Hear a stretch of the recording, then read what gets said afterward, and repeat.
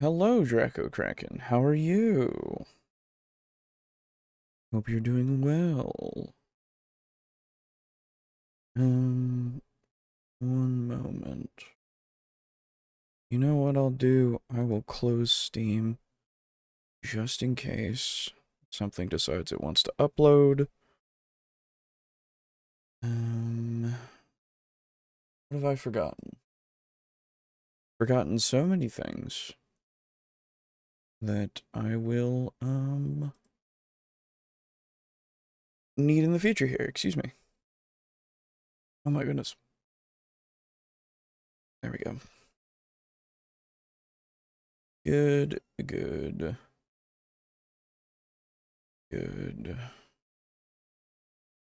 There's this and that. Okay. Let me just check studio mode real quick.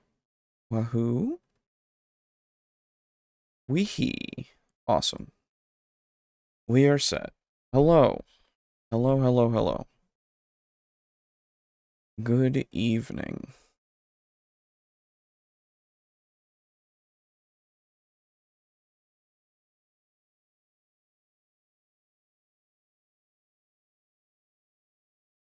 Did I already do this or did I not? I did not. Good. All right.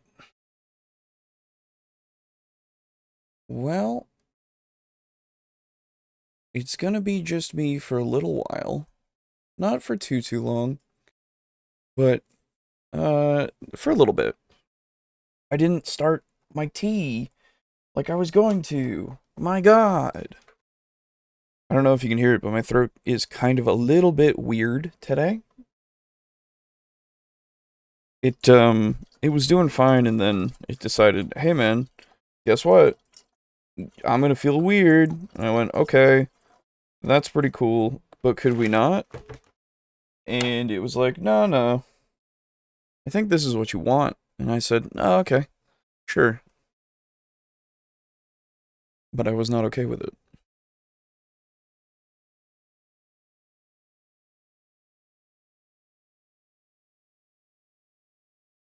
Oh my goodness.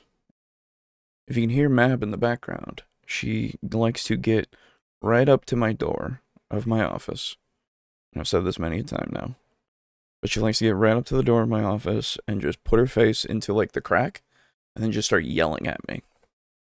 But it's bedtime for her and for her sister, and they know this, but they'll still do this. It's fine.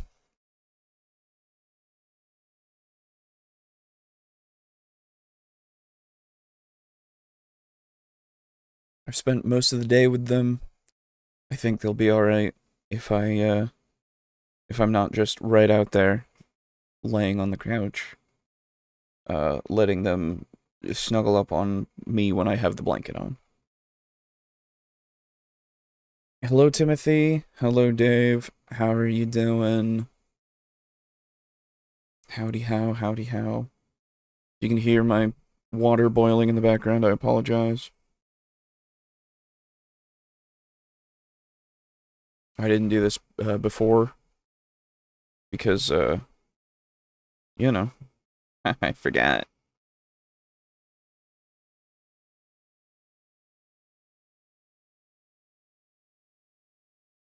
Well, hello everyone, and welcome back to Table Talk Discussion and Discourse. I, as always, am your host, the one with the tea that is boiling soon enough.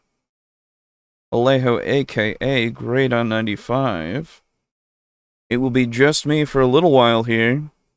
Aiden is taking the night off. He's having some problems with his throat, too, which is great. I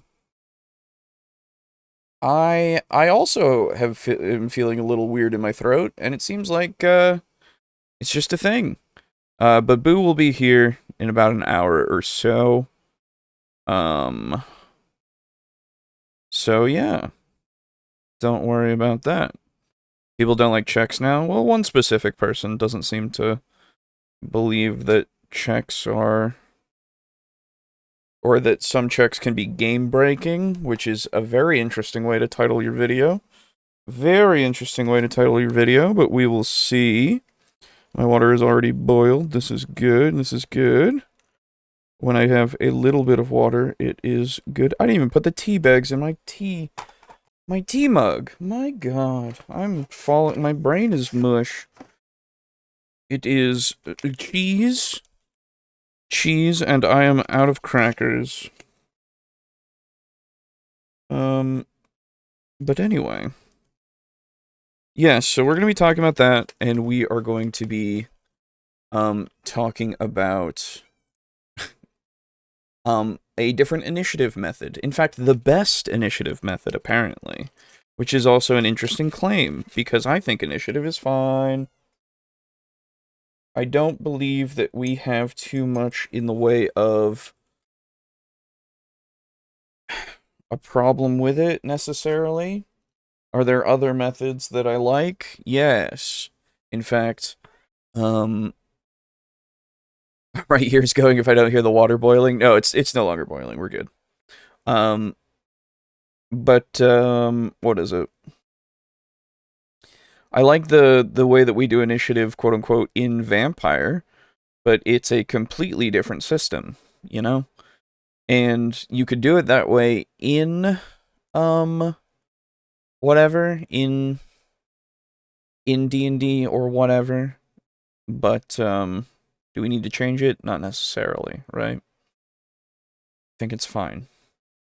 Everybody wants to speed their games up and such, as we've come to know, right? There's always that one player who will always gamble. Excuse me, always gamble on a check as long as the odds are above 0. I love that player. Me too. I like being that player, and I like having that player. It's fun. It's very fun. But yeah, so this first video that we're going to be checking out today, of course linked in the description, is called 4 Game-Breaking Reasons to Stop Asking for Checks in D&D. An interesting title, indeed. One that says, hey man, guess what? Gambling, you say? Indeed. Says, hey man, guess what? Don't ask for checks. Now, is this going to be kind of clickbaity in the sense that this is talking about, well, you don't have to make checks for everything? Maybe. Of which I would agree, because yes, you don't necessarily need to ask for checks for every single thing, right? A way that you can really, for D&D specifically, for 5e specifically, proficiencies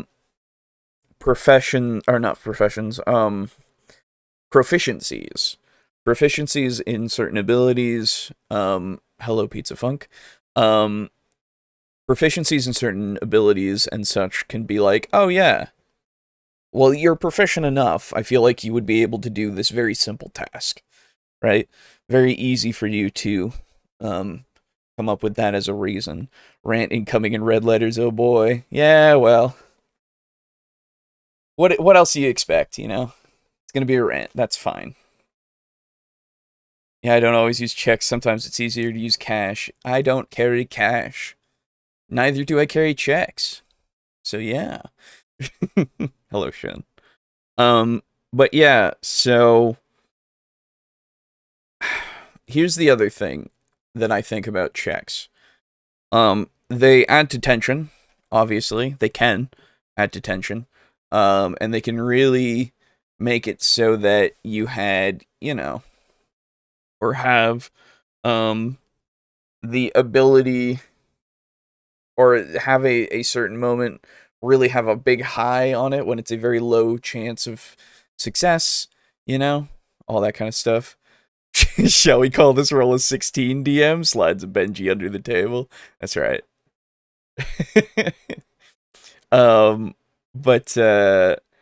Yeah, if things are really riding on this roll of something being good, you know, it can really, really ratchet up that tension real quick. Obviously, in those cases, it's like, well, shit, man. Maybe there's another thing that you could do in the same, like, instance if you fail that check or something, right? There's many ways that you can really run this, and it's not everything is reliant on one check, right? It could be skill challenges, even. You have the whole group, the whole party is using their skills in unique ways to overcome this challenge, right? Something, anything, really. There's just, I mean, I don't know. Checks can be really good. But again, you don't need to ask for checks for everything. Very simple shit. If they're proficient, you can easily say, "Oh yeah, you can just do that. That's fine." Hello entropy and hello variety. Yes, so like the things in Vampire, it's a more narrative focused game, but it still has checks. And there are certain instances where I'm like, "Oh yeah, you can just do that. That's fine." Or there's certain instances where it's like, "All right, you need this and go ahead and roll to see if you get it." Right? It's very simple, I think, as a way to really, have these, have your stories kind of have that, as said before, tension, or just in general, just have that bit of randomness to it. That doesn't need to be, like, debilitating, right? Because, like, you can make it so that these checks aren't be-all, end-all. They just make it harder for something to happen, or easier, but not necessarily an auto-pass, auto-fail, right? Failing by degrees, succeeding by degrees. That's something you can implement. Screenshot here is funny. It's a little funny, yes. So, with all that said, I've waffled enough about what I feel about checks. I feel like we can start the video and see what the argument is of these 4 game-breaking reasons to stop asking for checks in D&D by the Dungeon Coach, somebody we've covered a few times. So here we go.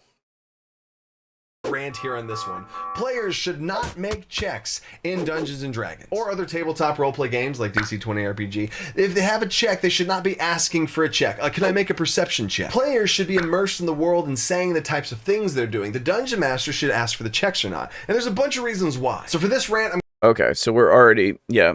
So already we're just doing... So we're not even... So in your title, you could have already put that it's players should stop asking for checks. Because you already are saying, oh, it shouldn't be the players who are asking for those checks. Which I get that to a degree. Sure. In the sense that the DM should be on top of it enough to call for a check if a player describes what they're doing, enough for them to recognize that this is something that they need to roll a check for, right? Now, there are certain instances, even in our games, where the players will go, oh yeah, can I do this? Do you want to check for that? Do you want me to roll something for this, like this or this? And I'm like, oh, no, you don't need to. Or, yeah, please, roll that for me, if you would. We'll see what happens. Or sometimes I don't even think that they need to necessarily, but then I'm like, but it could be funny. Let's do it. Right? Checks are there to give them the chance to make it a bit more spectacular in their character's own right. At least I think. And I don't think that their immersion is necessarily broken if they're asking for a check, right? Because it could be the fact that the DM is not necessarily presenting a lot of checks in front of them, and they don't necessarily understand that it's a point where they can just do something like that. Or, sorry, they just... Excuse me. They just get the information, right? And so they ask, oh, could I do a perception check for this? And it's like, oh, yeah, okay. Yeah, if you want. Because, like... Unless they are just rolling it out without saying anything, that's where the problem really is. So if they go into... They go forward to, like, an NPC and they just go, I rolled diplomacy. It's like, oh, you haven't even, okay, but you haven't even, like, said anything yet, or told me anything about, like, we haven't even gotten into the situation yet. They're like, yeah, but I rolled diplomacy, though. And it's like, okay, well, what? No. Sorry, we gotta, like, have, eh? Side note, I learned about a Monopoly ripoff that literally makes fill out the taxes on the stuff you buy. Make you fill out the taxes on the stuff you buy. It's called Mogul. Okay. That's fine. Monopoly can be ripped off. Monopoly's not a great game anyway. That's fine. A player called check can help a player decide how their character will handle a given situation. Yes, exactly. So in something like Vampire, right, where you have your combinations of attributes and skills, I actually really like it when a player says, "Hey, can I roll like this strength plus streetwise to really try to intimidate that way using my muscle, you know, and kind of knowing how to like put myself in this position that makes me kind of dangerous to this person." And I would go, "Oh, okay, yeah, why not?" You know?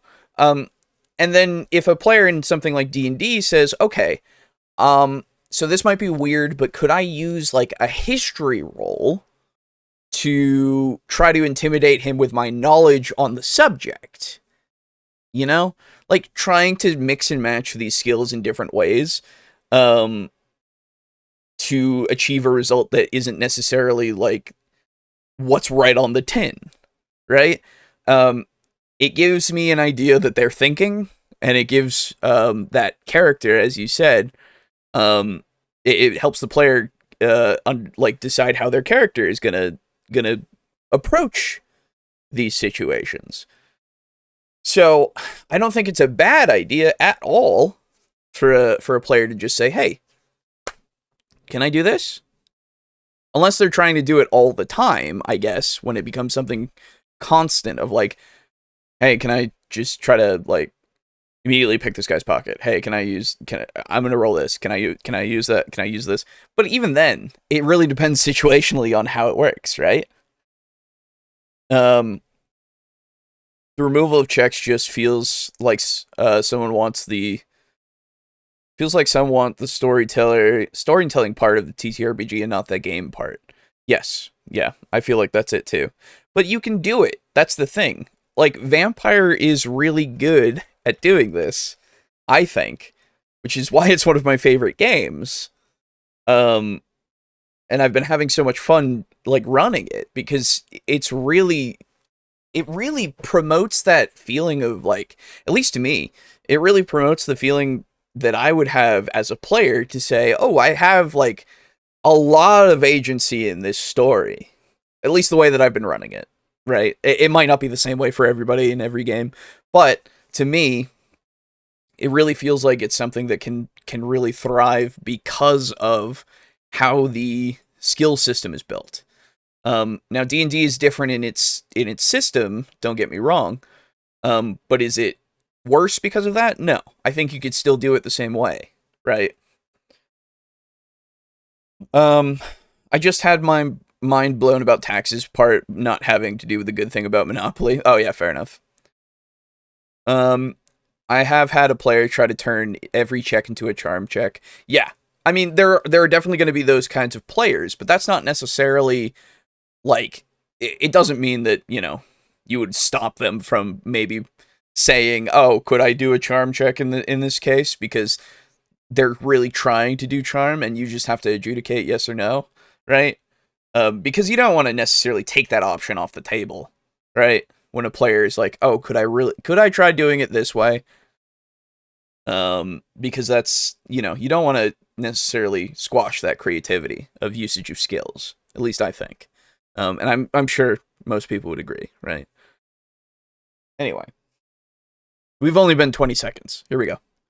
I'm going to use 3 different skills: acrobatics to move around stuff, persuasion to convince people, and perception to observe things. In the acrobatics example, we'll have some sort of obstacles and weird stuff. You have to do some parkour moves and acrobatic stuff to get around. The persuasion example is going to be some sort of shopkeeper or guard that they're having to persuade and trying to convince of something. And for the perception example, they're going to be in a dungeon exploring it and looking around. So first up is honestly my rule on skill checks. I don't let that happen. It's something you do have to set as a tone at your table and a general expectation of how the communication happens across the table. If I describe a bunch of stuff and obstacles in the way and someone says, okay, cool, can I make an acrobatics check? No. Or there's a shopkeeper or guard they want to get something from and they just simply say, I want to make a persuasion check. No. And this example might show you where I'm going with. They're running through a dungeon, they're walking through and they get to the next room and they just simply say out of nowhere, can I make a perception check to see what I see? No. This is something I talk about with all my... But why? Especially for the perception check thing. With the other stuff, okay. So here's my scenario that I immediately think of. And let me just take my tea bags out of my tea real quick before I describe my scenario that I'm thinking of. Okay? Okay. So, at least you made this the rule 0 session 0 comment. Yes, that is better. That's better to put up front.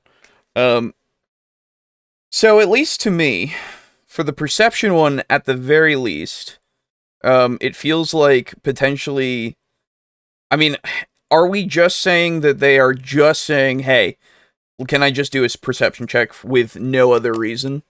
You know? They're just saying it to do it rather than to describe how they want to do it, right? If that's the case, then I understand, right? But I don't see how that happens very often, I guess. At least with people with their experienced players, maybe with newer players, potentially. But I also think that in some cases, if you describe things well enough, and they say, oh, okay, well, could I do an acrobatics check, then? To, like, get over it. And then you could say yes or no, because you've described the thing enough. But you don't have to say just no, you have to explain at least. You could say, like, oh, well, you could try, but when you're looking at the obstacle, the way that the ruins here is jutting out enough, is probably not going to give you enough space to really, like, climb over it or do any parkour or whatever the fuck, you know, you're really trying to do here, because it seems like it would fit for maybe a small character, maybe like tiny, you know, and it wouldn't really work for you at a medium size or whatever, right? Like that feels to me like a better way to explain, oh no, you can't actually do that in this situation, right? Because then it also gives them that additional information, and it might make them think, oh, maybe I should ask more questions before I just go for it. But if it is just, I suppose if it is just like, I go in a room, I would like to make a perception check. It's like, okay. I mean, I don't know. I guess, you know, if that's something you don't want to have happen, then yeah, you don't want it to have happen, right? Could I do it if I yelled parkour while I do the check? Bro, there's okay. If any of you have taken my my recommendations at all and started to read the Dresden Files, there's a moment later on in one of the books where he starts doing parkour because it's good for exercise, and he does start yelling parkour a lot, and it's great. I fucking love it. It was so good when it was happening. My God, I love those books. I can't wait for the next one. Anyway. Players in session 0 and in my campaigns I consistently remind players of, and over time they get it. I would just simply say, you just worry about what you're doing and you tell me what you're doing. I'll worry about the checks. Time out. We're talking about bringing players into your world, increasing their immersion by not asking them for checks and just having them be in that world. Well, another way you can do this is with today's sponsor. Man, what a great segue. I'm talking about World Anvil, and I think this is a feature of World Anvil that I don't think is talked about enough. It's an entire professional platform of world building that you can use that does all the hard work for you. It is literally designed for world building, campaign prep, timelines, all this different stuff. I I wouldn't say that this does all the hard work for you. You still have to put in all of the work. Having touched World Anvil once before, it has been a while, so I could be wrong here. But it's not something like, yeah, you have to place everything and you have to upload all the maps and stuff. I don't know, man. I wouldn't say it just makes it easier for you to find your references, I guess, rather than, you know, it does all the hard work for you. I don't know. That's just me. Stuff and features that they keep adding more and more. They do a lot of DM's job for them, and whenever I've gone through and built out parts of my world, they ask questions I might not thought of even asking for myself. Sent me down rabbit holes, and I thank World Anvil for sending me down. And when you can present something like this to your players, that all the work is done for them on top of it. 5 out of 10 sick. I've seen better. True and true.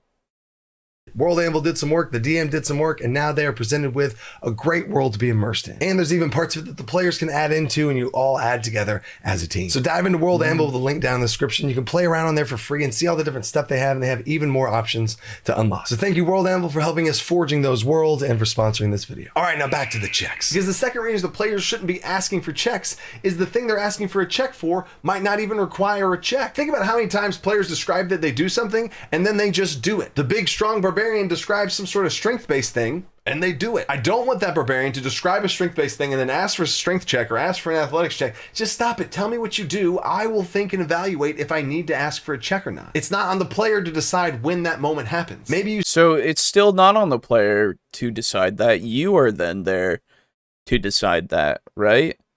Like, he's on there... like, if they're asking for the check in that situation, it's because they think that it might deserve a check in that instance. But then you get to say, no, you're good. You can just do that. That's fine. Right? And like, I don't know, man. Even like I said before, if they ask for the check, it might even make you think, oh, well, yeah, if you want to, if you still want to do the check, it might make it so it's like faster, potentially. Right? Or maybe if you fuck it up, it'll take a longer time for you to actually do the thing that you want to do. Now that you've asked for the check, you know, you can do it that way too, if you want. I don't see there being too much of a problem of the player doing that, because yes, you want them to be immersed, but they also do understand and know that it's a game, and they can be both. Right? They can be both immersed and also knowing that they're playing a game and that they have to roll dice here and there to accomplish tasks, right? We've said it before, but it's not that hard to actually separate that part of your brain, you know? Like to compartmentalize metagamey brain and in-character brain, right? At least it doesn't feel that way. And I feel like you can give people a lot more credit by saying, yeah, I think you can do that, right? I think that you're perfectly capable of not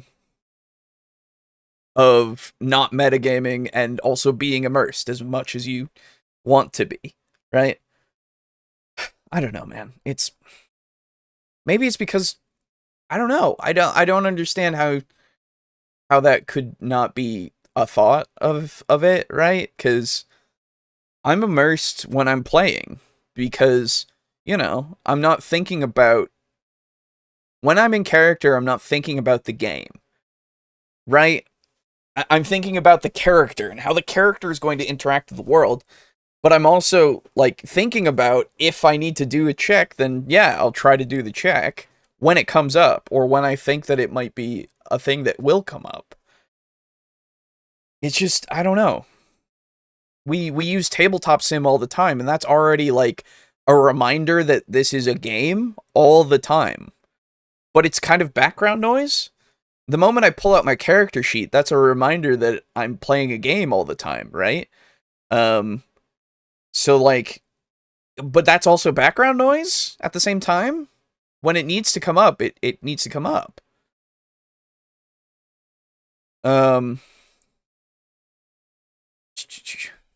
At least he's wearing the same shirt. Most YouTubers can't be bothered to do that. They don't do it in the same video. Yeah. I mean, here and there, I'm fine with it, right? It depends on the person. World Anvil sounded like a world building storage, pretty much, but you still need to make it, as far as I know. Yes, basically. That's it. A lot of feats, talents, perks are tied to checks. Yes, exactly. If you want to utilize your feats, talents, or perks, you have to make a check a lot of the time. Every time a discipline is used in Vampire that isn't a level 1 discipline, then, you know, they have to make a rouse check. And then if it requires a test against somebody and they have the ability to resist it, they have to do a roll. But that's not, like, that doesn't enter the mind of everybody necessarily, right? At least I don't think so. Doesn't take away from the immersion. At least, to me, it doesn't. Now, Alejo, we can't break kayfabe. That VTuber you watch is a real anime girl, and we are all method actors like Christian Bale. Immersion breaks are a lethal problem. True. Sorry. Yes, that's right. Every time I go and watch Nimi, I have to remember that she's a real anime girl. That's it.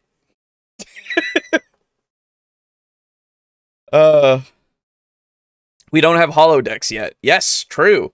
God. Please. Give me a next gen holodeck immediately. I will never leave. It'll get me in shape, dude. That's right. I am really Chara. Exactly, Shin. Exactly. I'm a real Muppet. American Muppet, not UK Muppet. Yes, exactly. Exactly, Dave. Exactly. You're a Muppet all the time. We know this. Like, I don't know, man. It's just, this is a weird thing to be complaining about when, I guess it really depends on the group, but if his group is super taken out of the game because of it, or if he is, right? If he's super taken out of the game because they're asking for checks and stuff, I mean, I guess, yeah, that sucks. But it really more sounds like something that, you know, a good old dungeon coach here has to deal with rather than necessarily the players. I don't know. I would really like to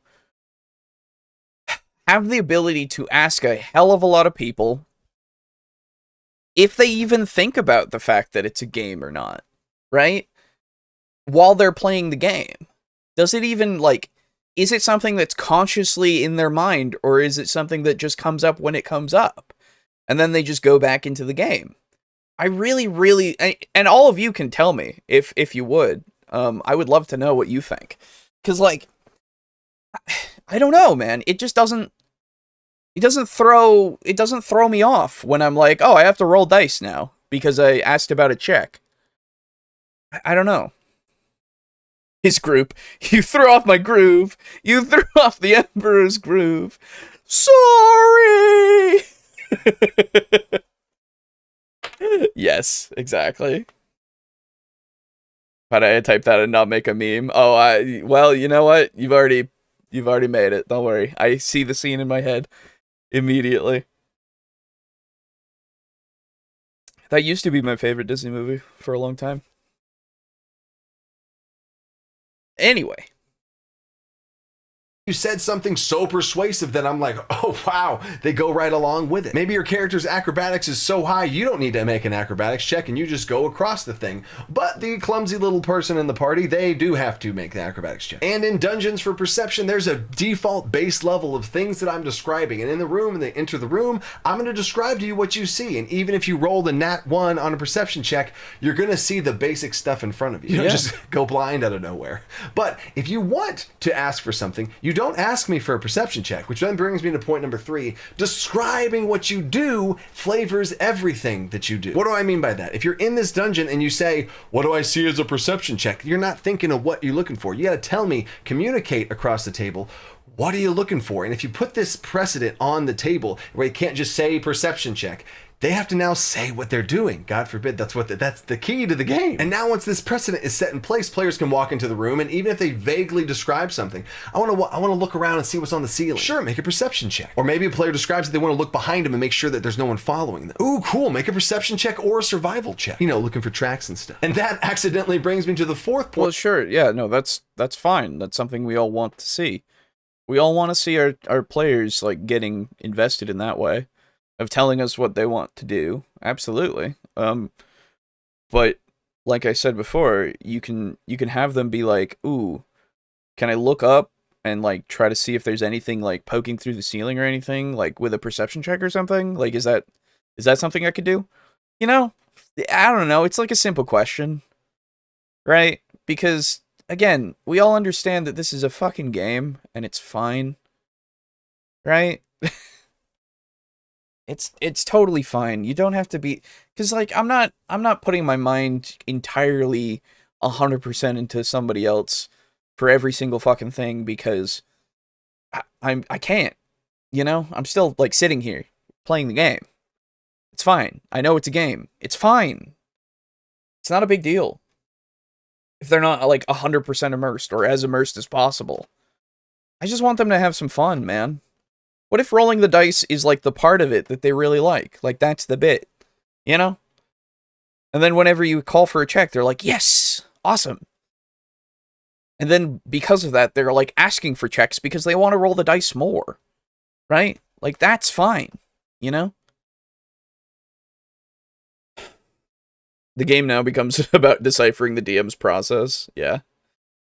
So I will say I've known a number of players who couldn't vocalize what they want to do without those checks are a place to build from. Yes. Yes. Exactly. This kind of goes into the whole, like, roleplay thing as well. If somebody isn't so comfortable in roleplaying and they need to take the time to get that experience by playing the game and, like, deciding, you know, how they want to roleplay stuff, but they don't necessarily, like, have the words for it, they utilize the checks, especially with like, social checks, right? Giving a general idea of, okay, I want to at least try to convince this guy that, like, we're cool. I don't really know how to do that very well, like, speaking to you, so, but that's, like, what I want to do, so can I roll, like, a diplomacy check, or a persuasion check, whatever the fuck you're doing. And then the DM goes, yeah, sure. That's great. Let's do it. I don't know, man. I don't need you to be, like I said, I don't need you to be super fucking immersed. You don't have to do, like, 100% of the work there to tell me everything the character's doing, in the sense of, like, exactly what they're saying and such. Just give me the general idea, and then suggest a check. And if you're wrong about that check, I then get to say, oh, no, okay, so you want to do... But actually, if you want to do that, we could use this check instead, right? I don't know. It doesn't feel like... It doesn't feel bad to me to give the player that little bit of help if they need it. And then also, it doesn't feel like I'm, like, doing anything wrong when I'm allowing the players to suggest the checks. Because, again, I get to decide yes or no. And why. And it's not that big a deal. I don't need to be 100% immersed either. You know? Because I'm running the game. I have to think about the rules and stuff. I don't know. Is he a trappy DM? You get players who always ask the question? Maybe. I don't know. But yes, that's definitely something. Like, if you have traps in your game, people are going to prompt you with, could I make a perception check? Could I check for traps? Which is already, like, you're just lacking the word perception at that point, or search, or whatever you want. But, like, I don't see their like... If the... I don't know. Something else that you could do, I could see this also happening, if you're in a group and you want to speed things up a little bit, of, like, every single time we enter a room, I want my character to check for traps, and I don't want to just hold things up all the time. So, can I check for traps in every room? I'll just roll it out and tell you what I get, and you can tell me if I get something or not, if I see something or not, right? If you're doing it like a dungeon crawly kind of thing, or if you're in a dungeon crawling scenario, it's something that you might do just so that people aren't, like, broken out of their immersion, or held up from doing what they want to do. It's another option. I don't know, it's just not a bad thing to do as a player, I don't think. And if you're a DM who has a problem with it, then that's fine, and you can, you know, run your games however, but I don't think that it's something that you need to say, hey, everybody, stop it. But I do agree, again, with the whole, like, if they can just do something, you can make them just able to do it, but that doesn't mean that they can't ask if they need to do a check for it, so that you can then clarify, oh, no, that's so, like, you can do this because you have this high of a skill, or, oh, no, you have a proficiency in this, it's something very simple, you can do it. And then you set the precedent there. And then everybody, you know, after a while, if they forget, then you just go, no, you're good. You can still do it. You have the proficiency or whatever. But then it's also like, well, can I do it in this instance? And you're like, ooh, I don't know about that instance. And they're like, well, is it really that much harder than this instance? And it's like, well, okay. So if they are just asking for checks, you can then say, oh, not this time at least. You know, like, you're good this time. That way you can put the precedent that there are some points where they can just auto-pass, but there are still some points where you will require the roll. You know? The way you communicate it is very important, obviously. I think communication is one of those things that we always harp on, but it's that really major thing. Especially in this kind of game, where you're just like, you're talking to each other all the time, right?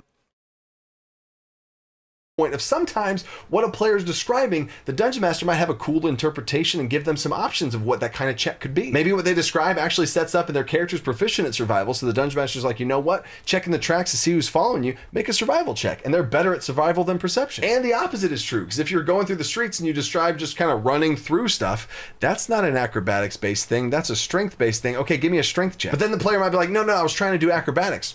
Okay, describe something acrobatically. And I'm not trying to be a jerk here about, like, no, you need to say the right, like, describe what your character's doing. How would your character do this? And I think that's a fine point to challenge your players on, because if they describe running through something, that's not very acrobatic. And I can't tell you how many times I've seen this exact moment where somebody describes something they weren't going for. I tell them to make a check that they weren't intending for, and then they have to rethink things like, you know what? All right, well, if I do this, and then the beautiful stuff happens. Why I'm using this example is because of this exact thing. I had that exact thing happen, and a player looked at their character sheet and, you know what? I have a grappling hook. Am I able to kind of use my grappling hook around the tops of this city to kind of go around and swing from place to place? I'm like, that's awesome. You do that, and you automatically go, and you going through. I might not even ask them to make a check if they have this really cool description of how they do it. Great problem solving, outside the box thinking, good job. Or I might just assign them advantage out of nowhere. Dungeon Master advantage, be like, oh wow, yeah, do make an acrobatic check with advantage. The same thing is true for persuasion. A lot of times people get upset with charisma based checks because I'm not the most charismatic type of person, or I don't know how to role play as well, and I don't really know what to say. That's not what I'm asking you for. I'm not asking you to put on some sort of mega role play performance.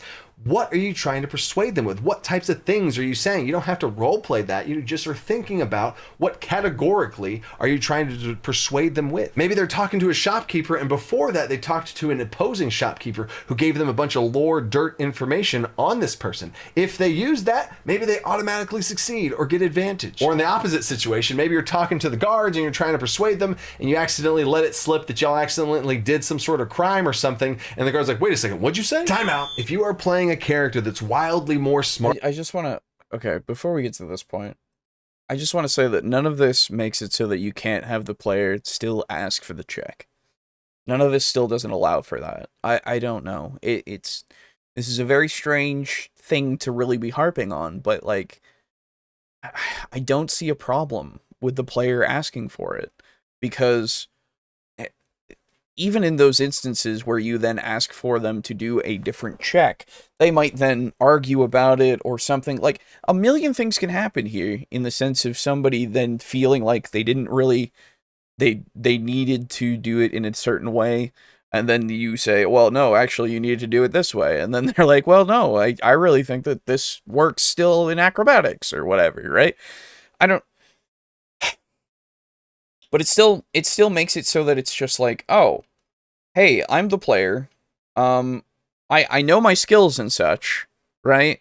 I know what I'm doing with my skills and such, so can I use this skill in this instance? Is that something that I can do? Because let me say that I don't necessarily know the characters front to back all the time. I keep their character sheets up on my computer screens when I'm playing the game with them, because I want to see what they can do, or at least have a reference of what the skills are. And sometimes I don't even look at a character's specific page when I'm asking for things, because I just need the reference. And then it's just like, ooh, yeah, you know what, can I do this and this? And it's like, yeah, sure, go for that. Or I'll ask for, this and this, and they go, ooh, can I do this and this instead? It's like, oh, yeah, you know what, why not, right? But it's also the thing of, like, if they succeed in it, they can also then describe how they're doing it, right? So say that we get this acrobatics check once again, as was given as the example. The player says, hey, can I run through the streets and use acrobatics? And I go, oh, yeah, okay, roll it out. And they get a pretty good roll. And I'm like, okay, yeah, so how are you doing this in that way? You know? You can then prompt them to think about it after the fact. Or I can take on the role and say, oh, okay, yeah, so you're, like, running through the streets and people are, there's a crowd of people and you're like, making it so that you dart through them, like, pretty smoothly. Like, every time people are, like, moving through this crowd, they're kind of crisscrossing here and there, and you're taking those opportunities to cross through when they're crossing a different way, and you just barely brush against people, and, like, occasionally you'll slide under a table or over the thing. Like, this is also dependent on me describing the scene a little bit here, beforehand, too. Sometimes I'll forget to do that as well. But then I kind of describe how the scene is here and there more so. Or, I don't know. It's just, I don't know. It's not that big a deal, right? If this is how you want it to go on your table, that's fine. Again, that's totally fine. But I also don't want to decry people from doing it a different way. Because if it works for them, it works for them. I don't know. These don't break the game. Like, none of this breaks the fucking game. It really doesn't. We're breaking the immersion, maybe, for, like, somebody, potentially. It's a horrible title for this. I don't know. I don't understand, like, I do understand why it is put there, don't get me wrong. It's clickbait. It's clickbait as fuck. It got me here. Got us all here. But, like, at the same time, at least just putting players stop asking for checks, right? That would give you something. Though, again, I don't see this breaking anything except for your immersion, sir. My immersion isn't broken when somebody asks me if they want to do a check before I necessarily know what they're going to do. Because I like to say, ooh, how are you going to do that afterwards? With that kind of success, Or what does that look like? But then again, it might just be because of the groups that I've been a part of that I've been, like, pretty happy with how they do these kinds of things. I've not had a group that's been, just, oh, okay, I do a perception check. And then they roll it out. And then it's like, oh, okay. But even that isn't the example that he's giving. Like, that's the only time where I can see this happening, really. They're like, oh, okay, I want to see stuff. Can I make a perception check? Right? Thinking about an internet argument I've been in the middle of all day, so I'm not sure what's going on. Fair enough. But yeah, I don't know. Clickbait, huh? I guess the red letters in the thumbnail should have been a hint. Dude, I don't know. It's the thing of, like, you can still do clickbait, and that's fine if you're going to be talking about the thing you're clickbaiting, right? Or if it works, right? Hot dog sandwich thing again. I love how people get mad about that. I'm just over here like, I don't care. It's fine. Is a hot dog a sandwich? Sure. Is it not? Okay. You know? Is cereal a soup? Maybe. Is it not? Okay. I just want, when I have clickbait happening, I want it to be accurate. And I don't see how this is breaking anything. Aside from somebody's immersion, potentially. But the game is not broken because somebody isn't fully immersed. You know? It's annoying, this. It's annoying. Some sort of crime or something, and the guard's like, wait a second, what'd you say? Time out. If you are playing a character that's wildly more smart than you, or wildly more charismatic than you, all of those types of things, you can easily talk and rationalize it out with your dungeon master. If there's some sort of puzzly type thing that's going on, or some sort of interaction socially, and you're like, would my character know any sort of things about this person? Maybe then you make a history check or a charisma, some sort of check to be able to have the dungeon master give you some sort of information or clues. Be careful how much you do this, because you don't want to put all of this impetus on your dungeon master to have to solve the problems for you. But just think about, I want to try and persuade them with money, or try and persuade them with, I'm going to offer to do a task for them. And you could be as general as that and let the dungeon master take it from there. You're just putting more mental burden on your dungeon master. You're like, I don't know, charisma check, I got a 15, I say something that's good. That's just lame. Put some effort and collaboration into it. Collaborate with your dungeon master instead of just putting it all on them. Okay. Even so, like, I agree with the fact that I would like for there to be a little bit more, in the sense of, like, instead of saying, ooh, I just roll a charisma check and I do it good, I would like them to say, yes, something like, I would like to persuade them, in some sort of argument to kind of involve this and this, or maybe utilize this, you know, I want more than that, absolutely. But if that's what they're starting with, of like, I really don't know what to say, can I just roll a persuasion check to try to get them on our side or something? Like, even then, that's like, yeah, that's fine. I don't know. Maybe it's me.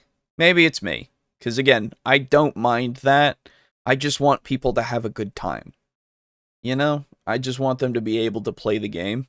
And if they're just saying, okay, I don't know what to say, but I know I want to persuade them. Can I do that? And I go, yeah, sure. Let's go for it.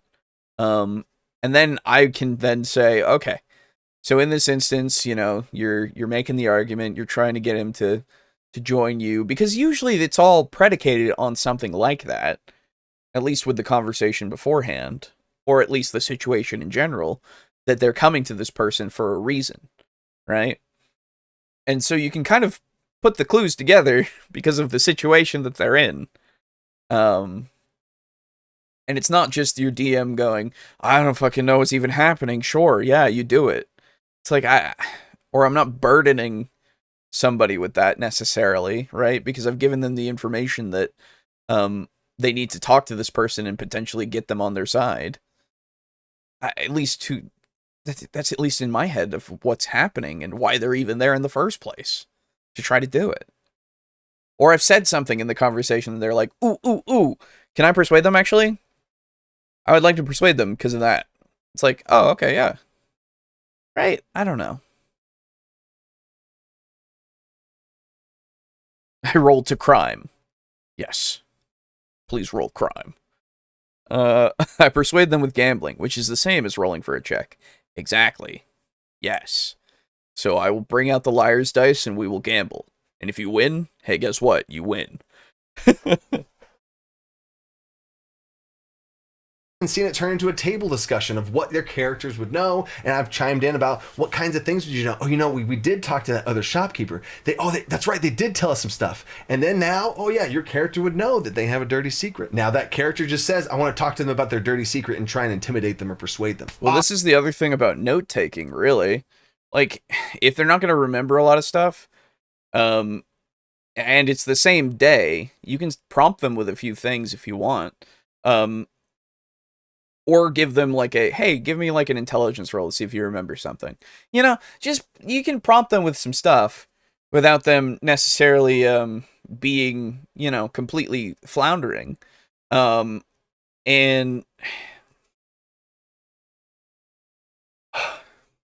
if they don't take the notes either, or no one takes the notes, right?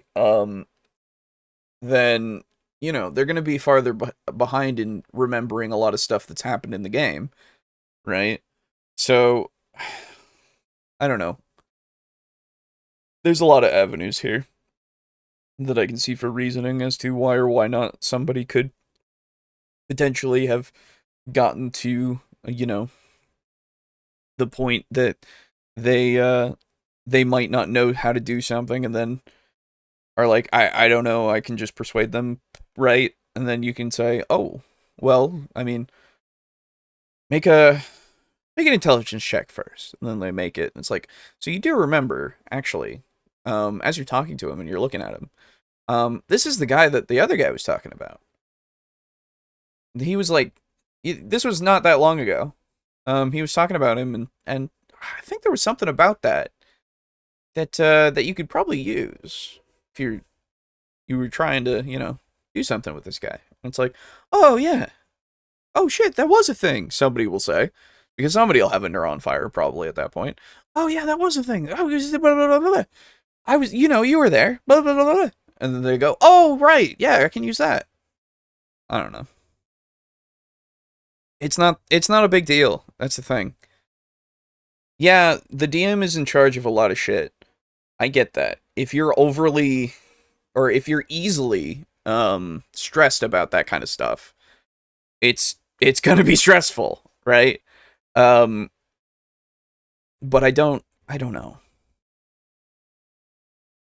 This method also encourages the I do the thing I can't do problem. I convinced the bartender to give us the bar, or I cut the dragon's head off. You wanted them to tell you instead of ask. Yeah. Exactly. I don't know, man. It's just, I trust players until they lead me astray, I guess, right? If my players are gonna start acting like assholes, then yeah. At that point, it'd be like, all right, I need to implement a different way. But at least, you know, in the beginning and throughout, if my players are going to be conscious enough to, like, be asking for things in character, but also providing the checks, I don't see any problem with that, you know?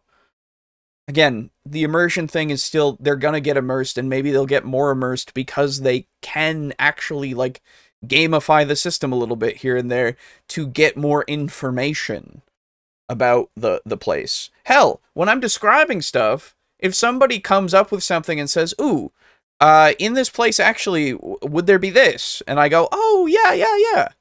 That would totally be here. Yeah, you're right. Sorry. I didn't even think of that. And then it's there, right? And then they can use that because it just makes logical sense. I don't know. Player input is like one of the biggest things that's helpful when you're running a game.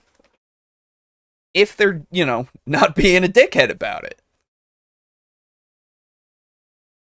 I don't know. I don't understand what the problem is here.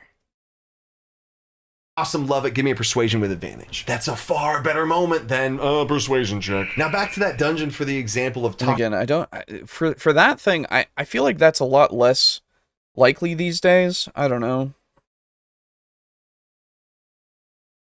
Now, I could be entirely wrong about this, and I'm willing to be wrong about this, but at least in my head, I assume that most people aren't just going up to people and then saying, bruh, just make a fucking persuasion check. I persuade the guy. You know, I think we've gotten past that, at least as a hobby. Most people who are getting into the game or are really new to the game aren't necessarily doing stuff like that anymore. And again, I could be completely off base with that. Maybe children are doing this, I guess. I don't know. I I don't know. But I at least have a little bit more faith in the people that are playing this game, that they don't necessarily just killer pause face. Yeah, true. That they aren't necessarily just coming up to, like, they aren't just going into the game thinking, oh yeah, I just say that I do this and then I roll it and then it happens. You know? I don't know. I might be wrong about that, like I said. Talking about checks. I don't want people to just say perception check. I want them to describe to me what they're looking for. Describe how you're jumping through the city. Describe how you're persuading. Describe what you're looking for. And these moments are also where perception versus investigation come in, which could be a whole nother topic, but I see perception as looking around and being observant with things around you, and investigation is interacting, touching with, and trying to figure out how something's working. Or yeah, that's exactly how it is. We all know this. It's even in the books. That's not just how you look at it. That's how it works. But sure, yeah. Or where something is. It's not a topic. Like, it's not a topic that you need to worry about. Like a secret compartment inside a dresser drawer or something like that. You have to move around and look. That's not a perception thing, that's an investigation thing. So a lot of times those DCs are different depending on if they're doing perceptive things or investigative things. And depending on what they describe instead of what they ask for, I can ask for those checks. If I have a DC 20 set for somebody following them and a DC 20 set for a secret trapdoor, and the players enter this room that they're now in that has a trapdoor and someone's following them, I'm going to see what they ask for. And if someone specifically is looking for someone following them, DC drops by 5. Someone specifically looking for a trapdoor, the DC drops by 5 for that person. Now let's say those people roll and they get below a 15, they get like a 10 or something, or a nat 1, whatever, they don't see it. And then the persons that are generally describing things and doing a perception check for what's on the ceiling and stuff, and they get like a 22, yes, they are looking for the ceiling. I'll describe all the stuff that's on the ceiling, but they also hear something behind them. So I don't penalize players for specifically saying what they're looking for, and they still can get those general DCs that I set, but it's just nothing but a positive thing for them to be more flavorful and specific on what they're looking for. And be more specific about what they're persuading people on, or more specific on how they're moving through the world. So yeah, that's fine. There's nothing wrong with that. Absolutely. Like, yeah, that's a perfectly valid way to run it. I don't see anything wrong with that at all. As long as everybody can find the thing, if they're finding the thing, yeah, for sure. I've only ever heard it as a joke, like I rolled to parlay in the middle of combat. Yeah, exactly. It's only been a joke, really. At least as far as I've been playing. I rolled to persuade. Like, okay. Yeah, you fail. Nice. Hell yeah, I think that's like one of the first jokes that I had in when we started. People would just joke about just rolling for something and having it auto succeed, basically. It's a joke, right? It's just, that's it. It's fine. I don't know. The big picture overview of this whole thing now, it's going to be a better experience at the table. I've watched multiple live plays on different streams before where players just ask for checks, and it just leads to a moment that lands flat for me. Like, I just can't make for me. Yes, for you. Sorry. But you're arguing that this is breaking the game. That's your argument in your title. Stick to that. Tell me how it's breaking the game. It's not, and you can't.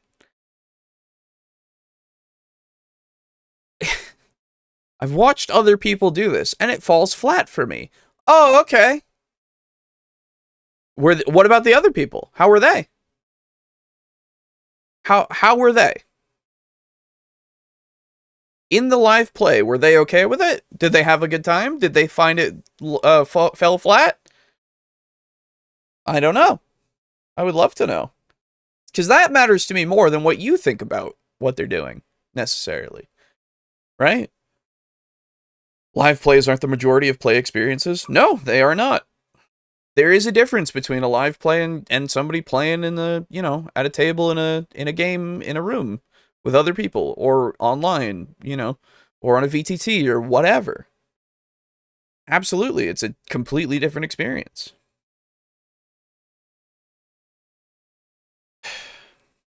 I don't know. I just immediately, it's just like, oh, I find this to not be so good. I find it to go flat, or to fall flat. It's like, oh, okay. What? Again, it's fine if you feel that way, and it's fine if you want it for your table to not be that way. But you don't need to push that for everybody else. Pushing the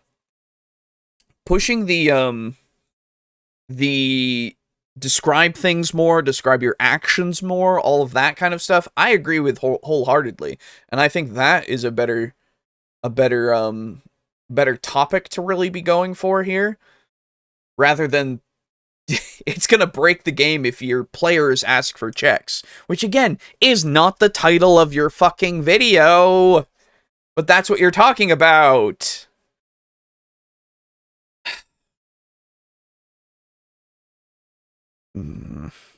People, just make a video about your topic and stick to it. I don't know.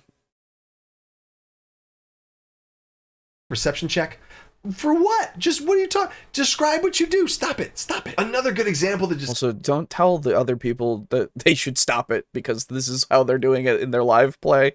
Like, it's their live play. Let them fucking play. Came to me are insight checks. Now I know it's kind of a meme and a joke at the table of somebody and some NPCs being sketchy, and then a player's just like, insight check. That's a funny thing, so my players do say that, and that's like a funny joke. But in fact, in general, a lot of my players don't do that, because what they should do is, do I feel like they're lying to me? That's the most basic type of insight check. Or do I feel like they have, like, and my players now start to ask, like, what are they trying to insight off of this person? Because an insight check is not just a human lie detector test. Do I feel like they're being honest? Do I feel like they have an ulterior motive? Do I feel like they're scared and nervous right now? Those are much better than insight check. And in the same way of what I described earlier, depending on what kind of thing they're trying to glean from this person, I might be more specific on what they get as information. So yes, you are going to have to train your players to do this. And players, send your players this video just to see the... No, I won't. I don't need to train them to get out of the insight check thing. I think it's funny, and that's fine. You know? When somebody is literally going... When I'm just talking as a character, right to their face, and they, or over a voice chat, and I'm going on about something, and they just go insight check. I go, okay, yeah, go for it. Because I don't know, man. From that alone, at least it tells me that they feel like it's sketchy. They feel like something's going on. They feel like they need to understand if this person is jerking their chain or whatever. And then after I roll that, I'm like, or after they roll it, and I go, okay, what are you trying to find out? And then they're like, oh, okay. Yeah, this guy, I mean, he's saying some shit, and I need to know if it's real or not.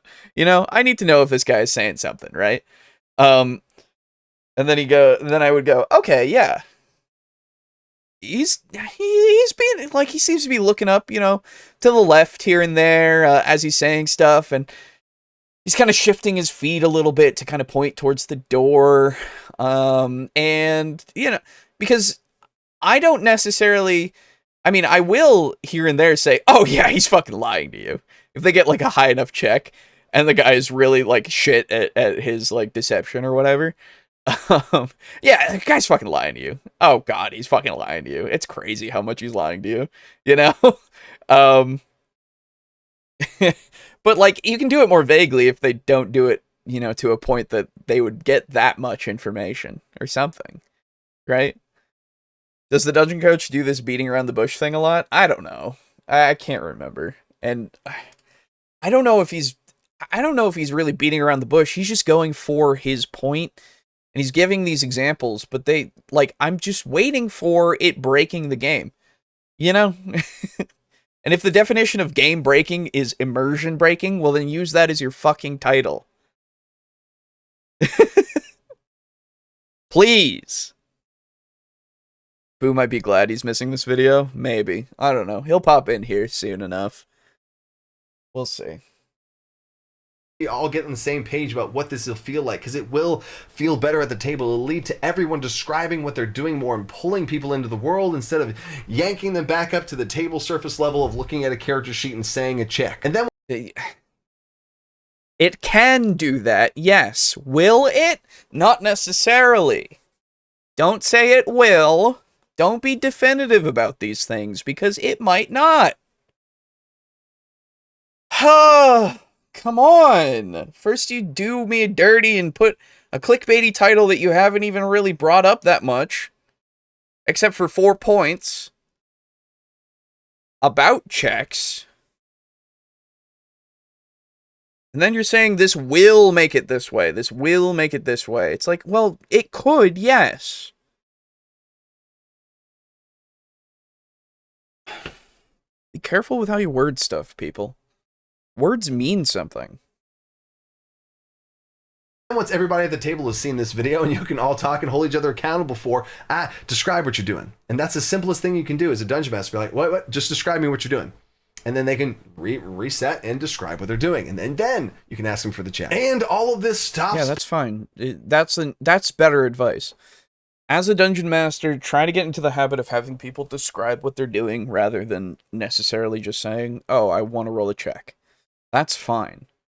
That's something that you can promote. But it's not, like, I wouldn't necessarily say that that's going to bring people in more so. I mean, it could. It very well could, and it has.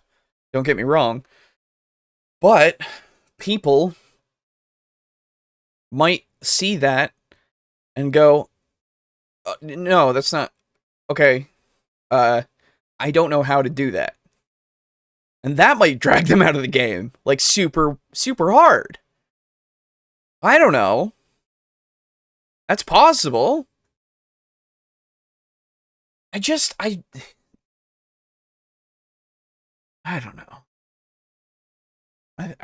I've gone on it too much. I think I've made my point clear, I think, at this point.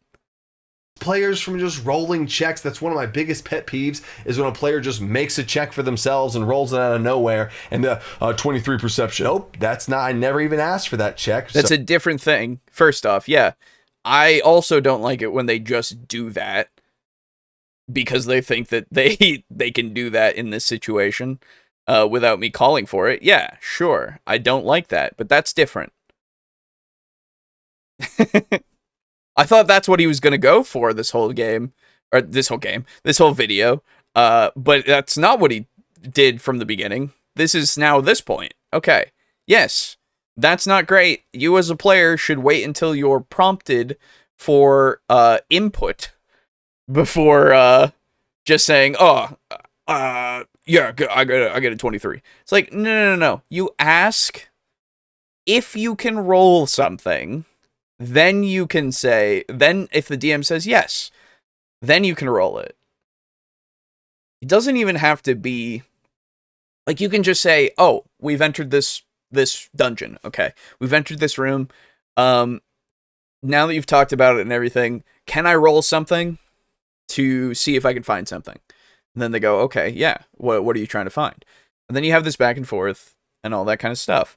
Not, okay, you guys are in this dungeon room, you know, blah, blah, blah. I roll a 23. Wow. Yeah, absolutely. Not great. It's not the same as somebody saying, can I roll perception? It just isn't. That's just more of a problem. Because that's just like, oh, okay, I'm sorry. Ugh. I fail to understand why checks are bad. If getting pulled out of the world such game is the problem, then it wouldn't bother me personally. That's exactly it. I wouldn't bother me either. Like I said, unless you're completely invested in being immersed, bar none, like, why would I even ask you to roll something, you know? If I ask you to roll something, that automatically pulls you out a little bit. But again, I don't see a player, at least all the players that I've been with, haven't, at least to me, felt like they've been unimmersed when they go, ooh, okay, now that I'm here, can I roll a perception check to see if I can find anything else? You know? Like, that's never been something that I've even remotely entertained as a thought of like, oh, they're pulled out of the game. Because again, we all know that we're playing a game. We're introduced to this as a game. The narrative and stuff is part of the game. Being the characters, finding out the relationships between them and the world and everything, that's part of the game. It never stops being the game. It never leaves my mind that it's a game. But it just doesn't bother me. So that's a hard no. Because there's also a subtle thing that just popped into my head as well. Whenever players are in a very low stakes situation, you're just in a normal house. They ask you to describe it. They just want to look around and see if they see anything under the beds or whatever. And this isn't a high stakes situation. This is just not something that you want to ask for a check for. And you just describe to them exactly what they see and you keep moving. But that choice is on the dungeon master to decide if it's just information that you would get and there's not any secrets, which is also a good way of getting across the vibe of like, oh, this is just, okay, cool, this is what you see. But there's also been plenty of times where there's... So it's also the dungeon master's ability or choice to say, oh yeah, you don't need a check for that. When they ask, can I roll a check for this? Like what? What are we doing? Come on! It's my choice whether or not it's immersion breaking, I guess, in that moment for me. You know? So stop! Again, I understand if you want to do it so that there's the least amount of dice rolling possible / checks possible. That is perfectly fine. Play it that way. I don't care so much when I'm playing my game. And if the people around the table want it that way more so, that's fine. We can have that conversation and have that be the vibe that we do for the rest of the game. And I'll try to do that. But, it doesn't... I don't know, man. I think it's fine. Like... How is it not that the player is thinking about the world and their own creativity when they suggest a skill? You know? I'm running through the alley. You said there's a lot of... You said there's, like, a lot of tables and pots and stuff. Like, this is a festival kind of thing that's going on right now.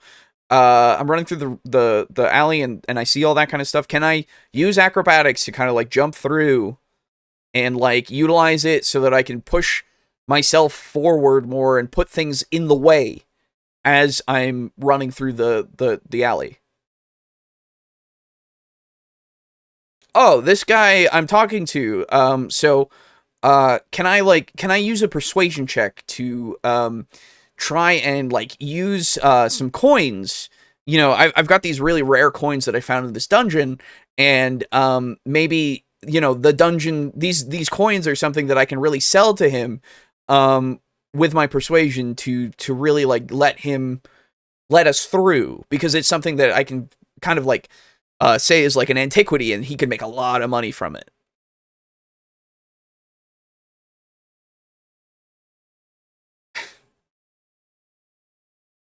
I don't know. It's it's fine. It's okay. It's important to remember that you're playing a game. Getting too caught up in the world and letting your fun be wrecked when checks happen is unnecessary. I agree. I don't know. It's in that same situation, you know, you say that and then the DM goes, "Oh, but actually for like the acrobatics in the alley situation. Oh, but actually so you can do that, but you could use athletics actually instead, because you're actually more of an athletic character and you have a higher athletics, and you could be pushing this shit out of the way and barreling through a bit more and doing the kind of same effect if you want." Because I don't know. Immediately, I just start thinking of ways to ask these questions that show the creativity and the immersion and the fact that I was listening to the DM and taking note of what's in the world and what my character can do and what my character thinks about the situations and everything. Like,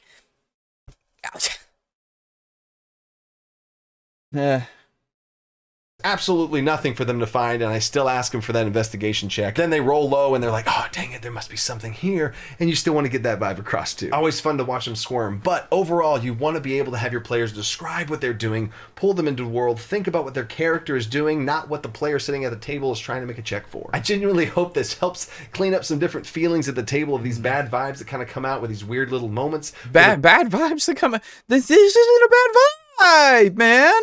I want that vibe if somebody's doing something like the way that I said. That's it, again. It's not a bad vibe. Oh no! Don't call it a bad vibe automatically. Because this would fall into your purview. Come on. I feel like back in the day we made fun of the kid who got on everyone's case for using metagame language. Yes, absolutely. Metagaming has always been that demon that people want to, like, slay. They go for easy points and stuff. Because they're like, oh, don't metagame, right? Your mic peaked a bit, I'm sorry. But, don't metagame, you know, metagaming's bad. And it's like, well, okay, to a degree, yes. But you can, like we've said, I don't know. You can keep metagaming brain and in-character brain separated pretty easily. So... the Dungeon Master and for the players. And if this does help, it would really help me if you hit that subscribe button. I never usually ask for these things, but it really does help the channel out. And we're getting so close to 50,000 subscribers, and it's taken a while to get here, and I really would love to see that. Hit that goal. It'd be super exciting. So you can help me out in that way, and I hope that in some way in this video or others that I've helped you. So until next time, stay creative. Think outside that box. Peace. Okay. No worries. It just sounded funny. Okay. Oh, I don't know. I've made it so that if I peek, it should, like, cut off and not actually be, you know, a painful thing for the recording. But anyway, yeah, I don't know. That I think the most important part of that video that should be talked about is describing things more so. And not even in the way of just, like, don't ask for checks and all that kind of stuff. Describe things and ask for checks. That's fine. That's a very fine way to engage with the game. Again, I don't see it being a problem when somebody is saying, you know, oh, I'm paying attention to the world, and I'm paying attention to the scene, and maybe even adding in, would there be this in the scene, because that makes logical sense at least, which then the DM can go yes or no to. Unfortunately, oh, you don't find an apple cart in the thing, because they didn't want to keep that in the alley here. It would be probably in the main road, you know, more so, but not in this place. But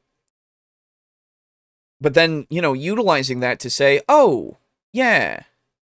It did cut off, that's how I knew it peaked. Okay, cool. But yeah, so I don't know, to me it just feels like it's something that you say, or it's something that really does show that they're listening, they're paying attention, and that they're trying to engage with the world. Hello. You've come at the perfect time in between videos. Oh, good. Yes. We just watched a video about how 4 game-breaking checks, or reasons to stop asking for checks. Yes, game-breaking reasons to stop asking for checks. Yes, you're already in the thing. Cool. Yeah. Which none of them are game-breaking, they're just immersion-breaking for this one guy, and that's it. Okay. Yep. And all the things, I'm like, well, okay. Yeah. It's one of those things where it's, again, somebody saying, this will make you feel more immersed. This will do it. And it's like, okay, come on. It could. Yeah. Anyway. Just, like, actually, so when we do games, when we did Devils and Dice, if we ever ask something like, okay, hey, so that guy's casting a spell and stuff, can I use spellcraft to try to figure out what that spell is before he casts it. Mhm. Would that be an issue to you? No, Okay. not at all. It's like Is that it's stuff like that? it's stuff like Yeah, that. to me, that is, if you ask that, I'm like, okay, cool. They are trying to figure out something that's going on in the world by using a skill that they have that is consistent with the game world. Yes. Exactly. Yeah. Because he was saying players shouldn't be asking for checks, which was really what he was trying to say.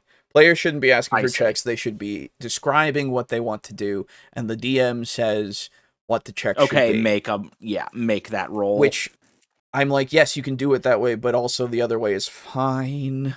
Yeah, because like you're not hurting anything by asking for a check. Exactly. That is very weird. As I think that really was spawned by the whole like this strange. I mean, obviously it's more of a meme these days, I think, but it's like the I rolled to persuade. Yeah, no, that's a meme. It's a meme.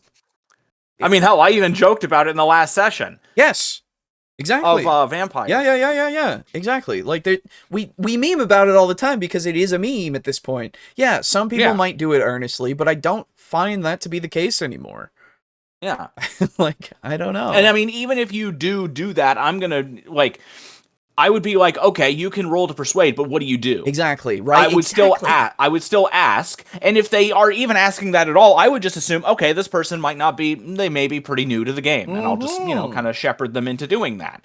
Yes, and then also it's just like, asking after the fact is perfectly fine. Having them explain what they're doing after the fact is perfectly fine. And, there was one other thing. Nope, it's gone. That's fine. Okay. But like it is a fine way to play, and there's nothing wrong with it. It doesn't break my immersion. It doesn't break a lot of people's immersions, I don't think. It really doesn't. Because it's just like, hey man, guess what? We're all playing a game still, and we all recognize that. That's crazy. I don't know. It doesn't. It boggles my mind when people are trying to make this argument that immersion is broken when you're rolling dice, basically. Yeah. And I'm like, what? But aren't you always thinking about like the game being a game? Always? Yeah. Like, isn't that always in the back of your head, regardless? Like, yeah, I'm into my character and everything, but I'm still playing the game. It's not like I'm actually there. We're not LARPing. Yeah. Even if we were LARPing, I would still be like, oh, dude, I'm fucking tired. Damn. This is like heavy shit. You know? Like, yeah. I don't know. You missed the cringe, boo. It wasn't really that cringe. That's the thing. Like, there's the chat for you, by the way. Okay. It was just like, I get that he doesn't feel as immersed when that stuff happens. That's perfectly valid, as I said. But to say that this is the solution for everyone is weird, because it might make you more immersed. It might not. Really. And him bringing up the I watched other people's live plays and they were doing this, and then I went, what are you doing? Just describe what you do. I'm like, well, but that's how they're playing, though. Yeah. And like I said, in that moment, were they having fun with it and still immersed? Like, does it matter what you think that they should have been doing in that instance? You're having fun, dude. You're having fun wrong. You're right, exactly. You're playing the game wrong. And it's like, well, unless they are fundamentally, like, actually, and even if they are, again, well, so that's the thing. Like, even if they are playing it wrong and they're still having fun and everybody's okay with it, it doesn't fucking matter. Yeah, exactly. It's the context, right? Because if they're choosing to not utilize rules in a certain way, then that's up to them. Exactly. Yeah.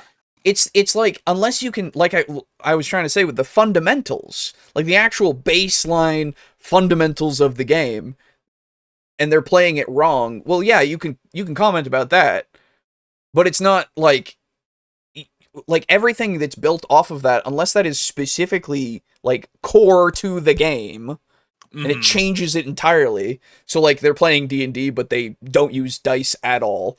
Well, even that. Yeah, so right. That's it the doesn't thing. fucking matter if they find a way to do it. That works for everybody. It's the problem with it being this kind of game where they can just play it however the fuck they want. You don't really need to enforce it too much as to them playing it a certain way. Which even when we criticize and do stuff like that with how people do things, we still say, oh yeah, it's fine if you want to do it that way, but I wouldn't do it that way. Because that's the whole point. Yeah. Anyway.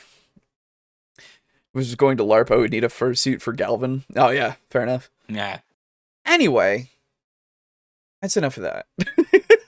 Yeah. So, the next video that we're going to be covering is the best initiative method for your RPGs. All caps, I'm sure. No. Oh. Only some caps. Ah! Oh, okay. That was loud. So this is brought to us by Tuesday Night Games. And yeah, I mean, apparently there's the best. I am perfectly fine with how D&D does it. I'm perfectly fine with how Vampire does it. They're two different ways, but I wouldn't say one is better than the other necessarily. I think they're all fine from what I've played. Yeah. Well, hell, Call of Cthulhu and Delta Green have a completely different way where they just go by dex order, and that's it. And move speed. If there's no, move speed doesn't have anything to do with it. Oh, not when they're tied? Yeah, it's just dex. It would be if they're tied, I actually don't quite remember how they do it if there's a tie. I thought maybe it's ×5 when they're tied. Or no, that's the same. That would be the same. I don't remember. I'd have to look into it. Yeah. Maybe they just act on the same turn. Yeah. Either way, they all do it differently and they all work for their systems. And, you know, when we try to fuck with it here and there, yeah, they can improve it potentially, or they could make it so that it's more busy work, right? But it just, I don't have a problem with how they do it usually. So here we go.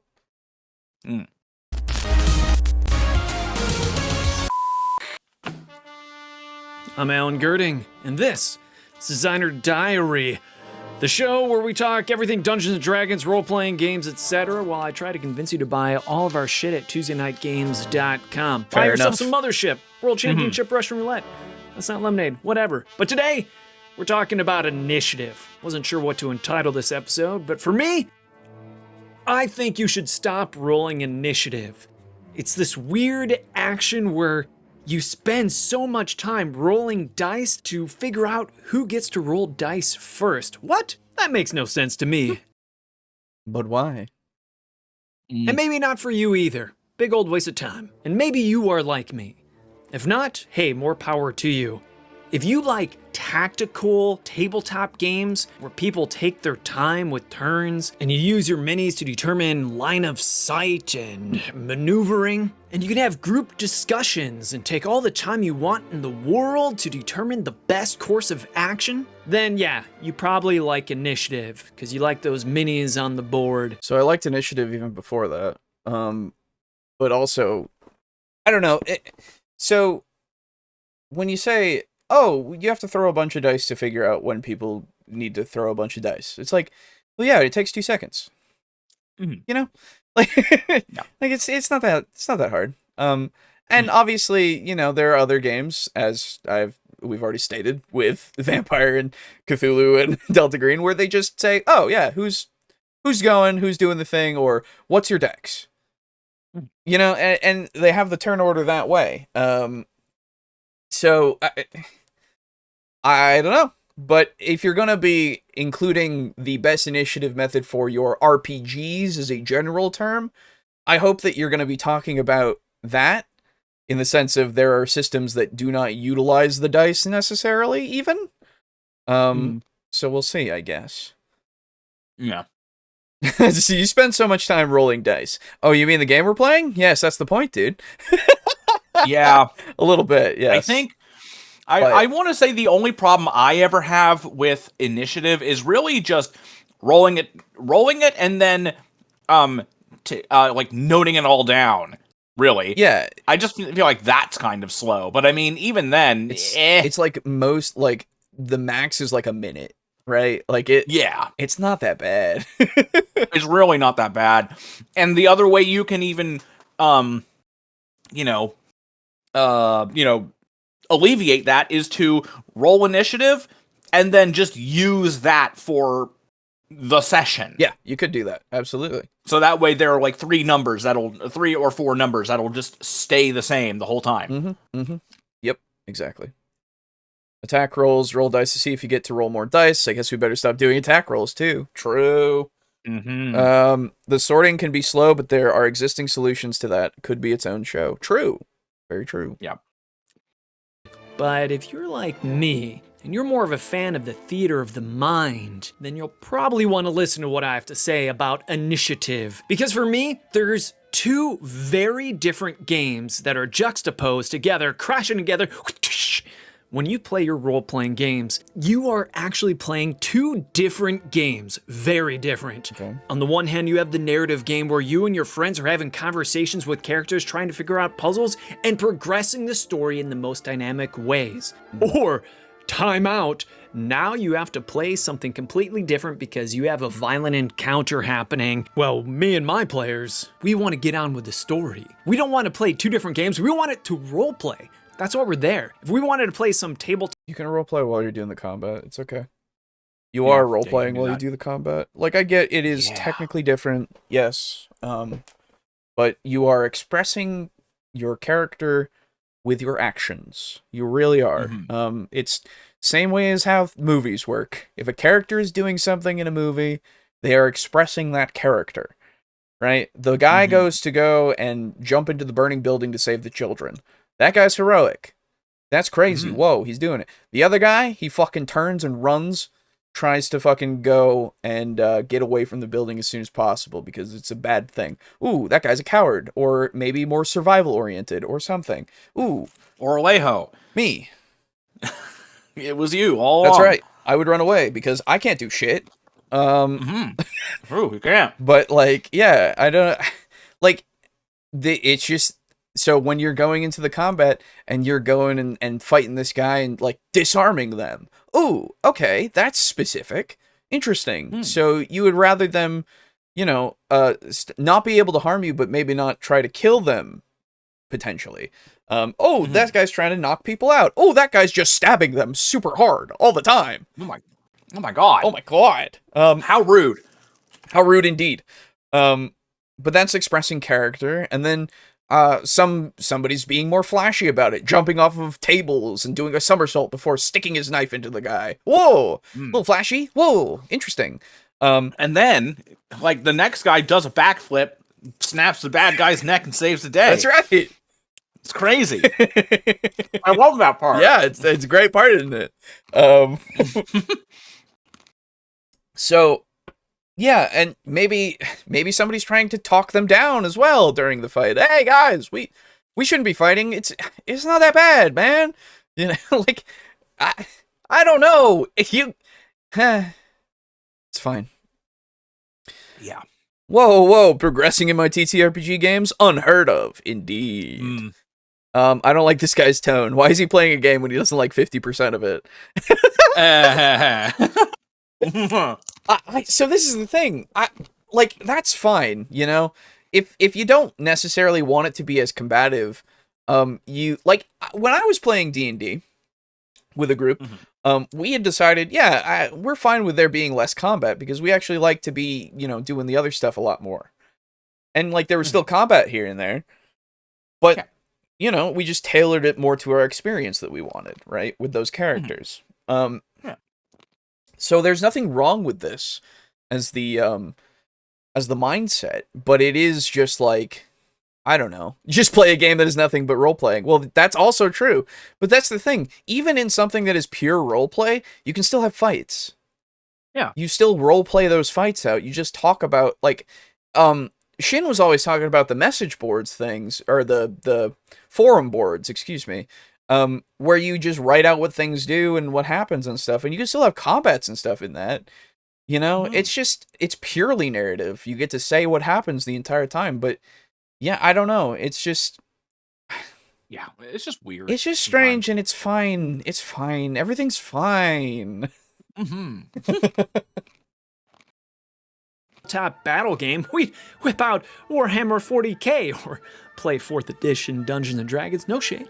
Let me tell you a story. Yeah, except the slight shade that you did throw by saying it. That's all. No shade. Like, come on. It's not that complex. You can't compare it to 40k, first off. Yeah, dude, if you're having trouble with fucking D&D combat, your head would explode if you played 40k. Yeah. I'm sorry. It's a lot. It is a lot. But yeah, I don't know. It's fine. Yeah. It's fine. The game I probably played the most back in the day was Warhammer Fantasy Roleplay. Oh, cool. And my party members, they would avoid combat to their fullest extent. As you should. Not because it was... That's just smart, first off. Let's be fair. That's what you want to do as a person. You don't want to get in a fight. It hurts. Yeah. You could die. Especially in these other games, but like, you could fucking die. It's fine.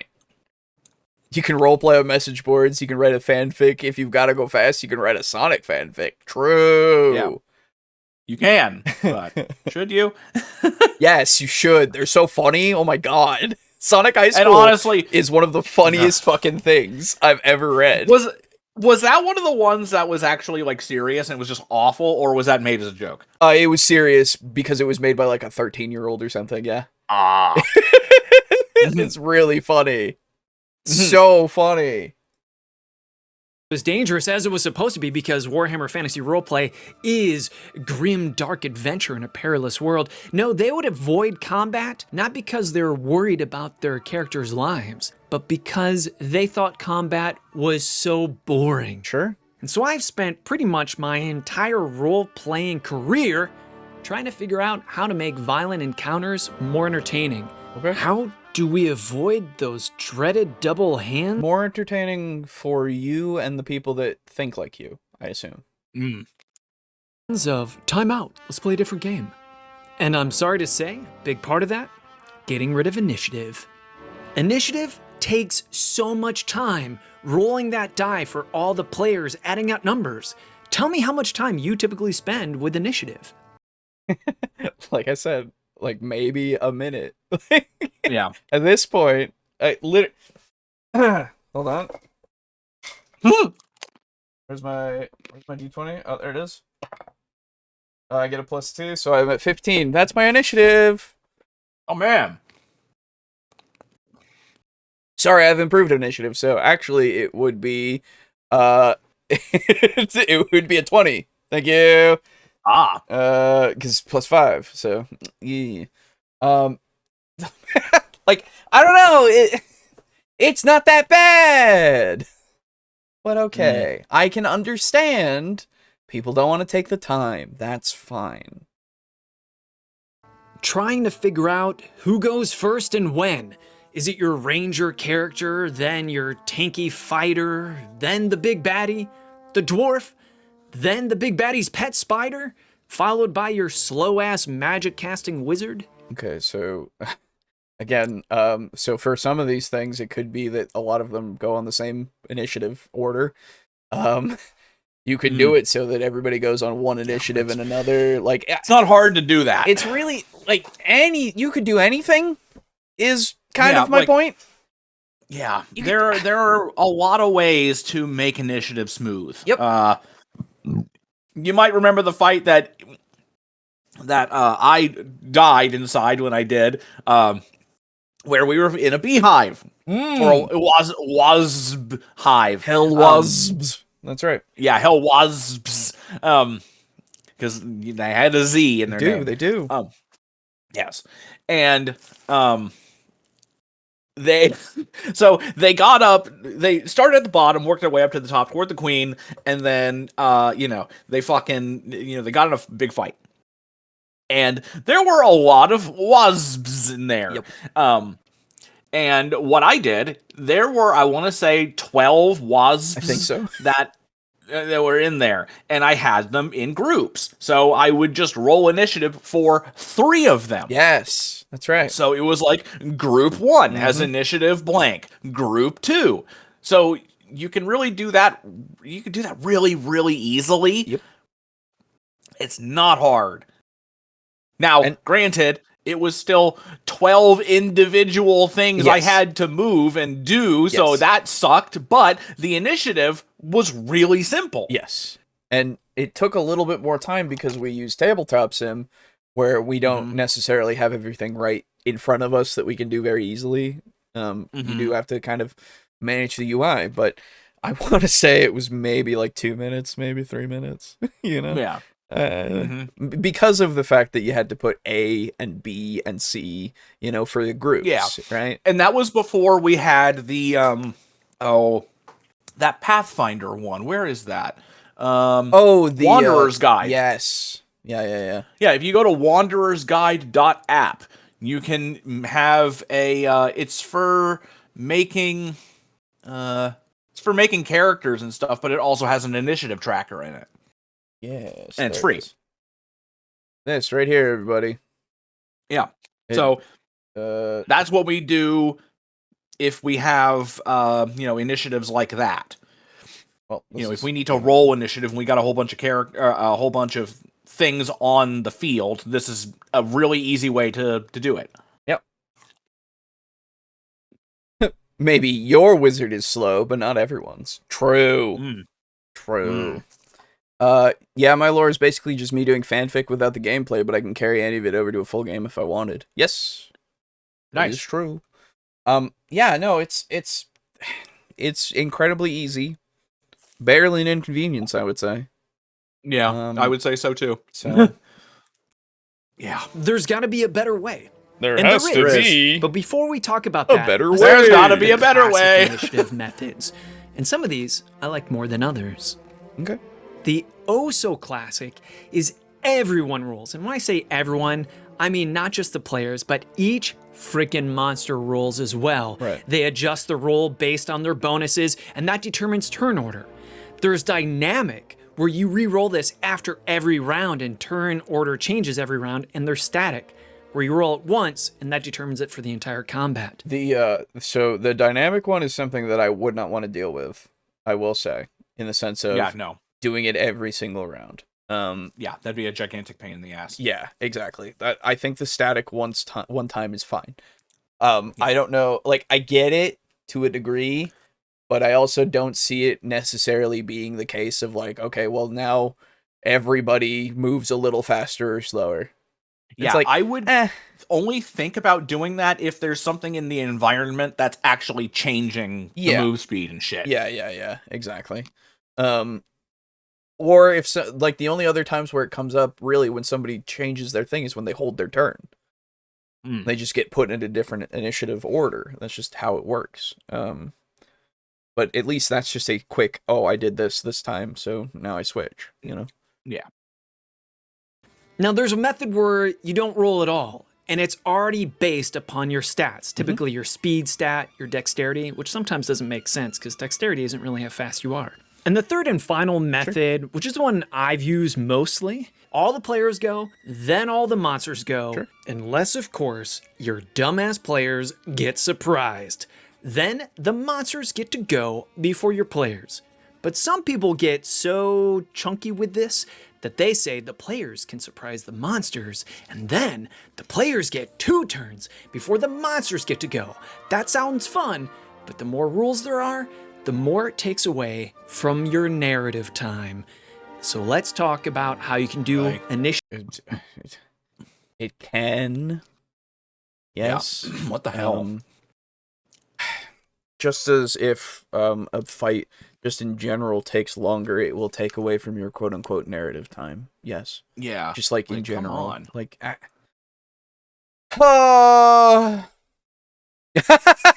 oh, Draco Kraken's got a 3 long comment. Ooh, that's exciting. I'll wait until all 3 of them are there before I read it. Okay. Oh, shit. Okay, well, they're coming through fast. Wait a minute. This might not take that long, actually. I love it. Yes, okay. Okay, so that 40k comment triggered me because MTG introduced a bracket system this week, and it's not great. It's too loose. People have been asking for a point system, but others rebuke it, saying that it's too complicated for people, or it doesn't work for social games, or that only works for 1 versus 1. I don't get this idea that 40k has no social aspect and that it's only grindy, serious, no fun. Last time I played, we had a group of 4 30-year-olds excited that the Changeling killed Trajan because a case of beer was bet on the game. Nice. That's great. Wait, okay, Typed so it in Word. hang on. Gotcha. The Changeling killed Trajan, Yeah. as in Trajan fucking Valoris because of what? Well, just in general. But there was there was a case of beer that was bet on the game. That's all. I see. Yeah, That's fucking hilarious. That is so funny.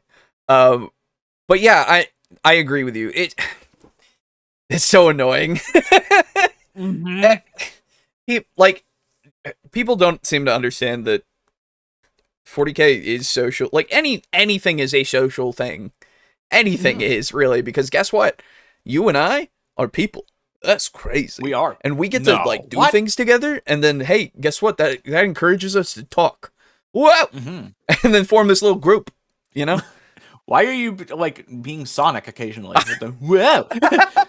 Whoa! Because it's a surprise. I don't know. Whoa! Whoa! It's fucking Sonic Adventure Sonic. A little bit, yeah. Yeah, because I don't know if it's when he dies he does that, or if it's when he get hit. I think it's when he dies. I think it's like when he fucking dies from falling. He always goes. Whoa! Yeah, that's true. And then the other classic is Knuckles always going, "Oh no!" Yes. Oh no! Love it. It's so good. I love it. So fantastic. Yes, Trajan died to a 70-point unit. Oh, dude, that sucks.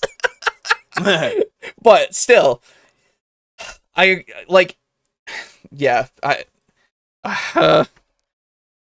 hate especially it's too complicated for people. Can we please just say that people are intelligent? Can we please assume that people are intelligent? I do a lot of the time because everybody's an idiot about something. Yes, me, you, everybody. We're all idiots about something, but we're not fucking incredibly stupid, okay? We just aren't. Yeah. We can figure it out, and guess what? You can explain it to teach somebody how to figure it out. It's crazy, I know, but they can print out a rule book or something. What? Anyway. So, narratives, huh? Narratives. Yeah. Initiative the same way you play narrative time.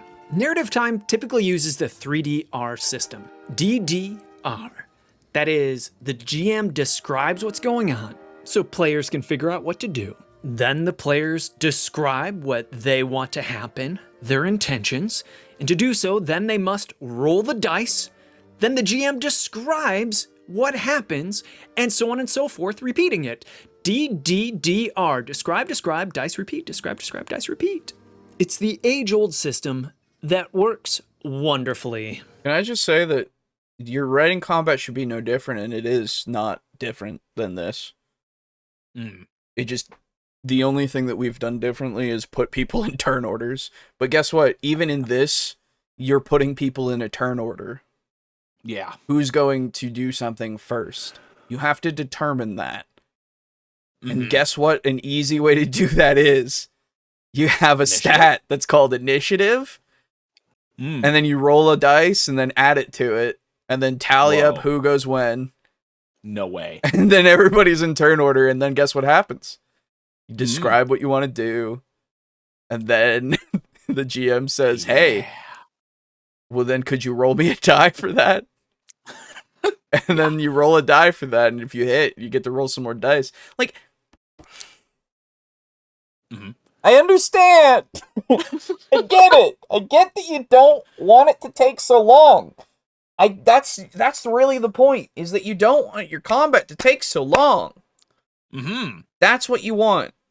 So don't let it take that long. You can do it this way. This is fine, where you just make it so that you go, hey, DM, there's things here. The DM tells me what's going on, what all the monsters do. Then guess what? I get to say what I want to do, and then when I roll a die, and then we go back to you. And then we go to the next person, and the next person, and the next person for that. But we're still doing the same thing!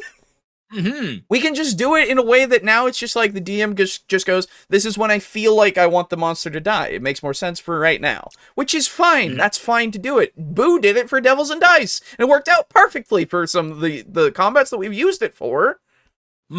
So, like, it's a thing that we can do with the same kind of thing. With initiative already working the same way, I mean.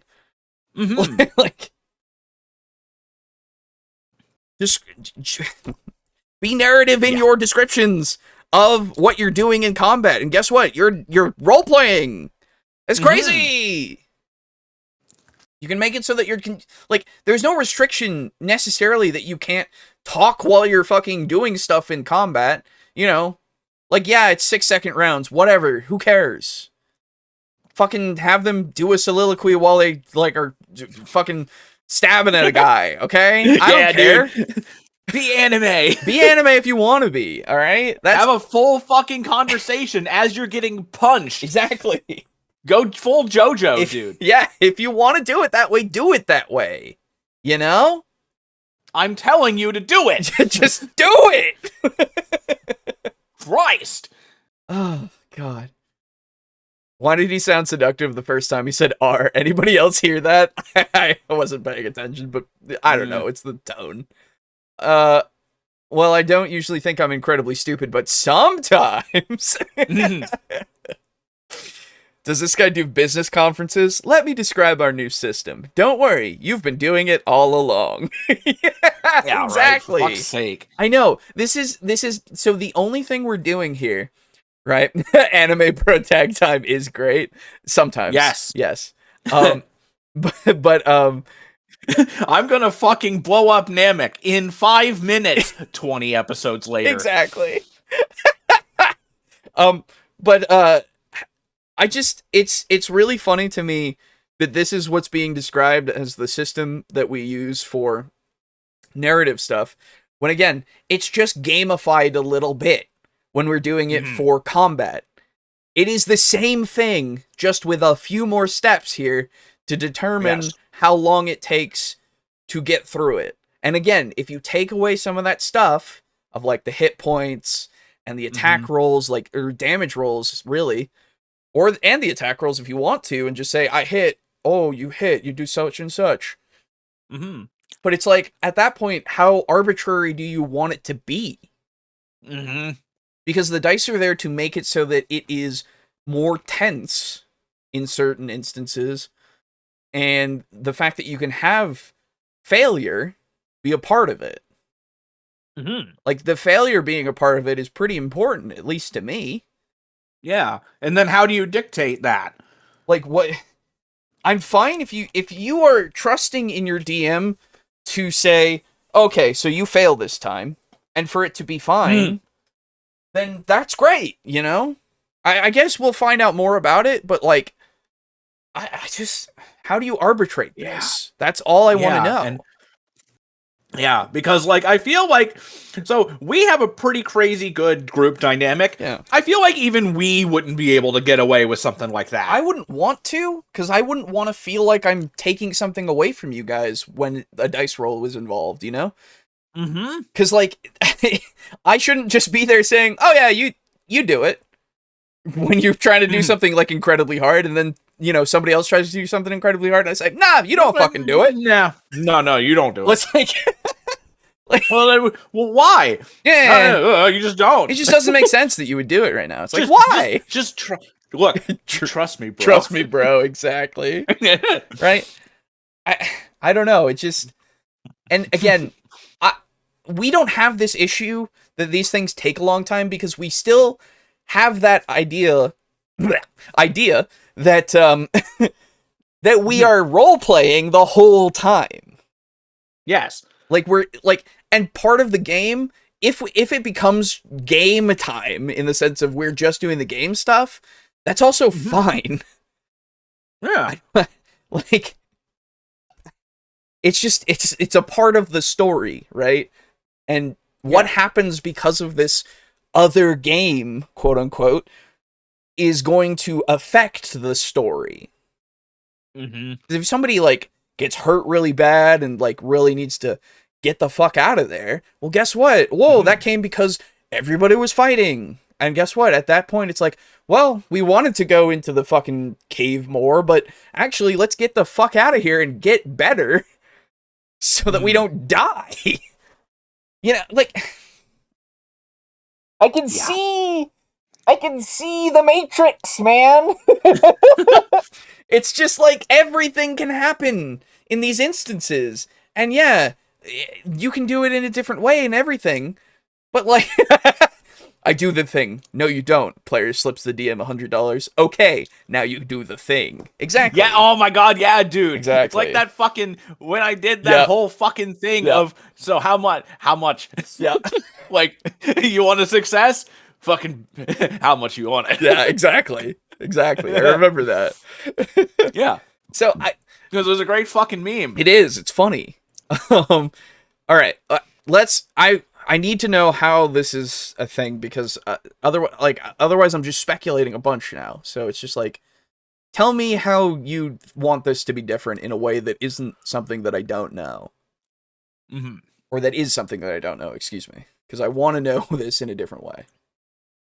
Combat should be no different. Instead of changing games, play it the exact same way. But what? You may ask, how the heck do you do that? You may have several questions. If you're doing it narrative time-based in combat, how do you determine who goes first? Sure. I've come up with 3 methods. They're not entirely unique. You've probably heard these other places, but these are the ones that I try.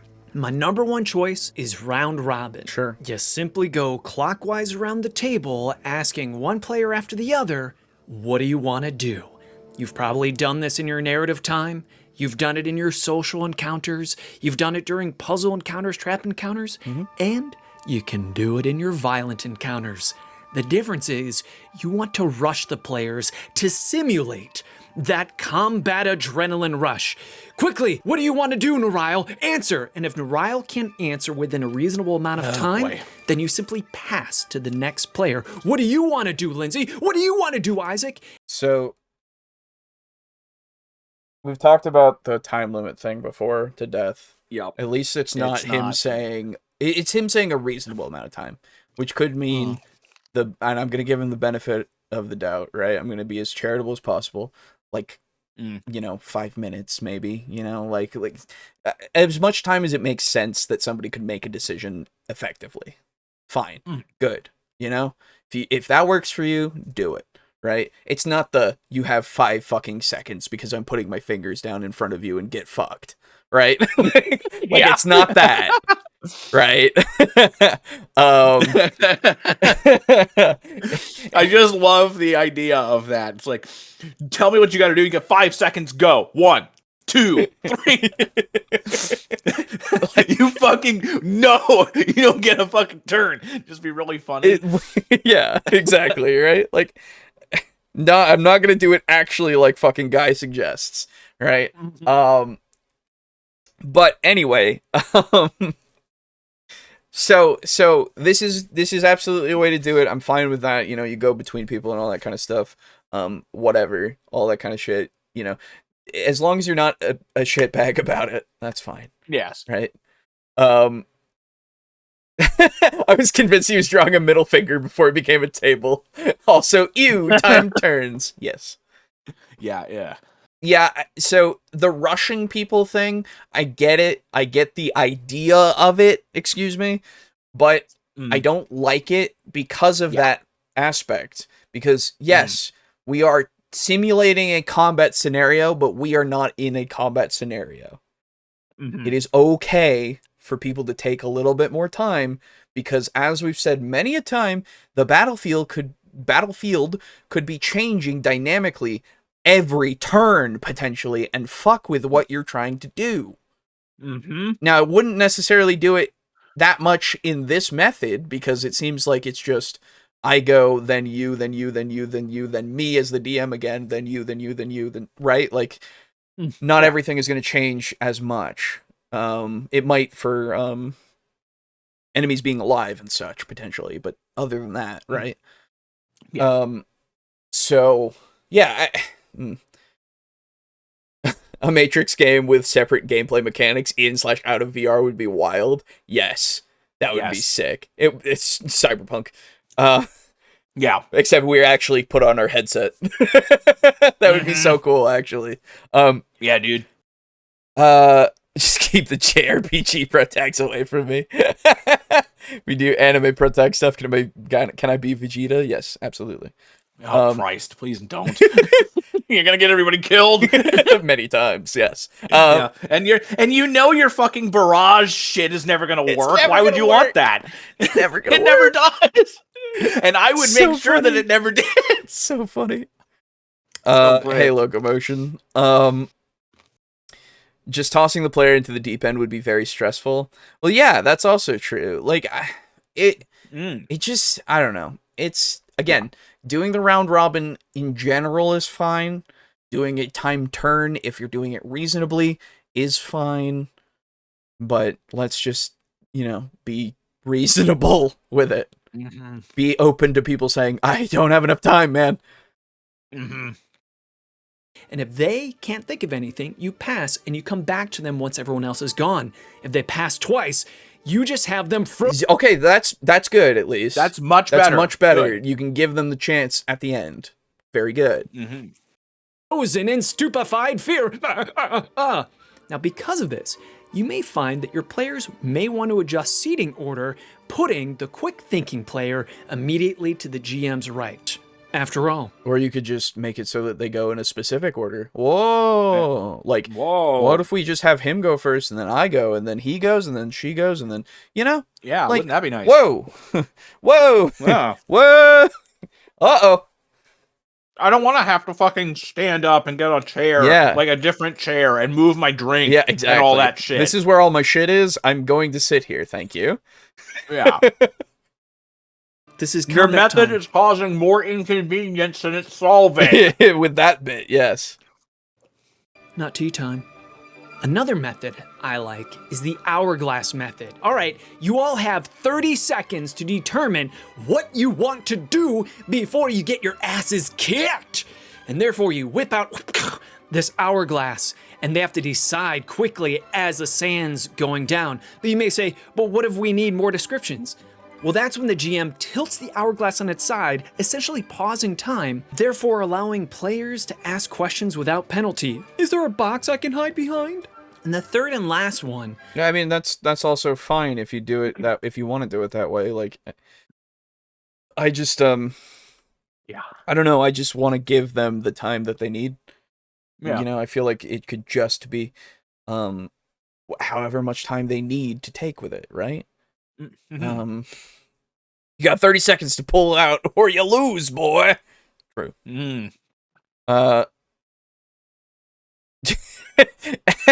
Be careful with this. You also have to take the sexual tension between the players into account when you're arranging their seating. True. Yeah. Yeah. Adjust seating order. Most of my games are held on disparate couches or online. Quick change IP addresses. Oh my god. That's so funny.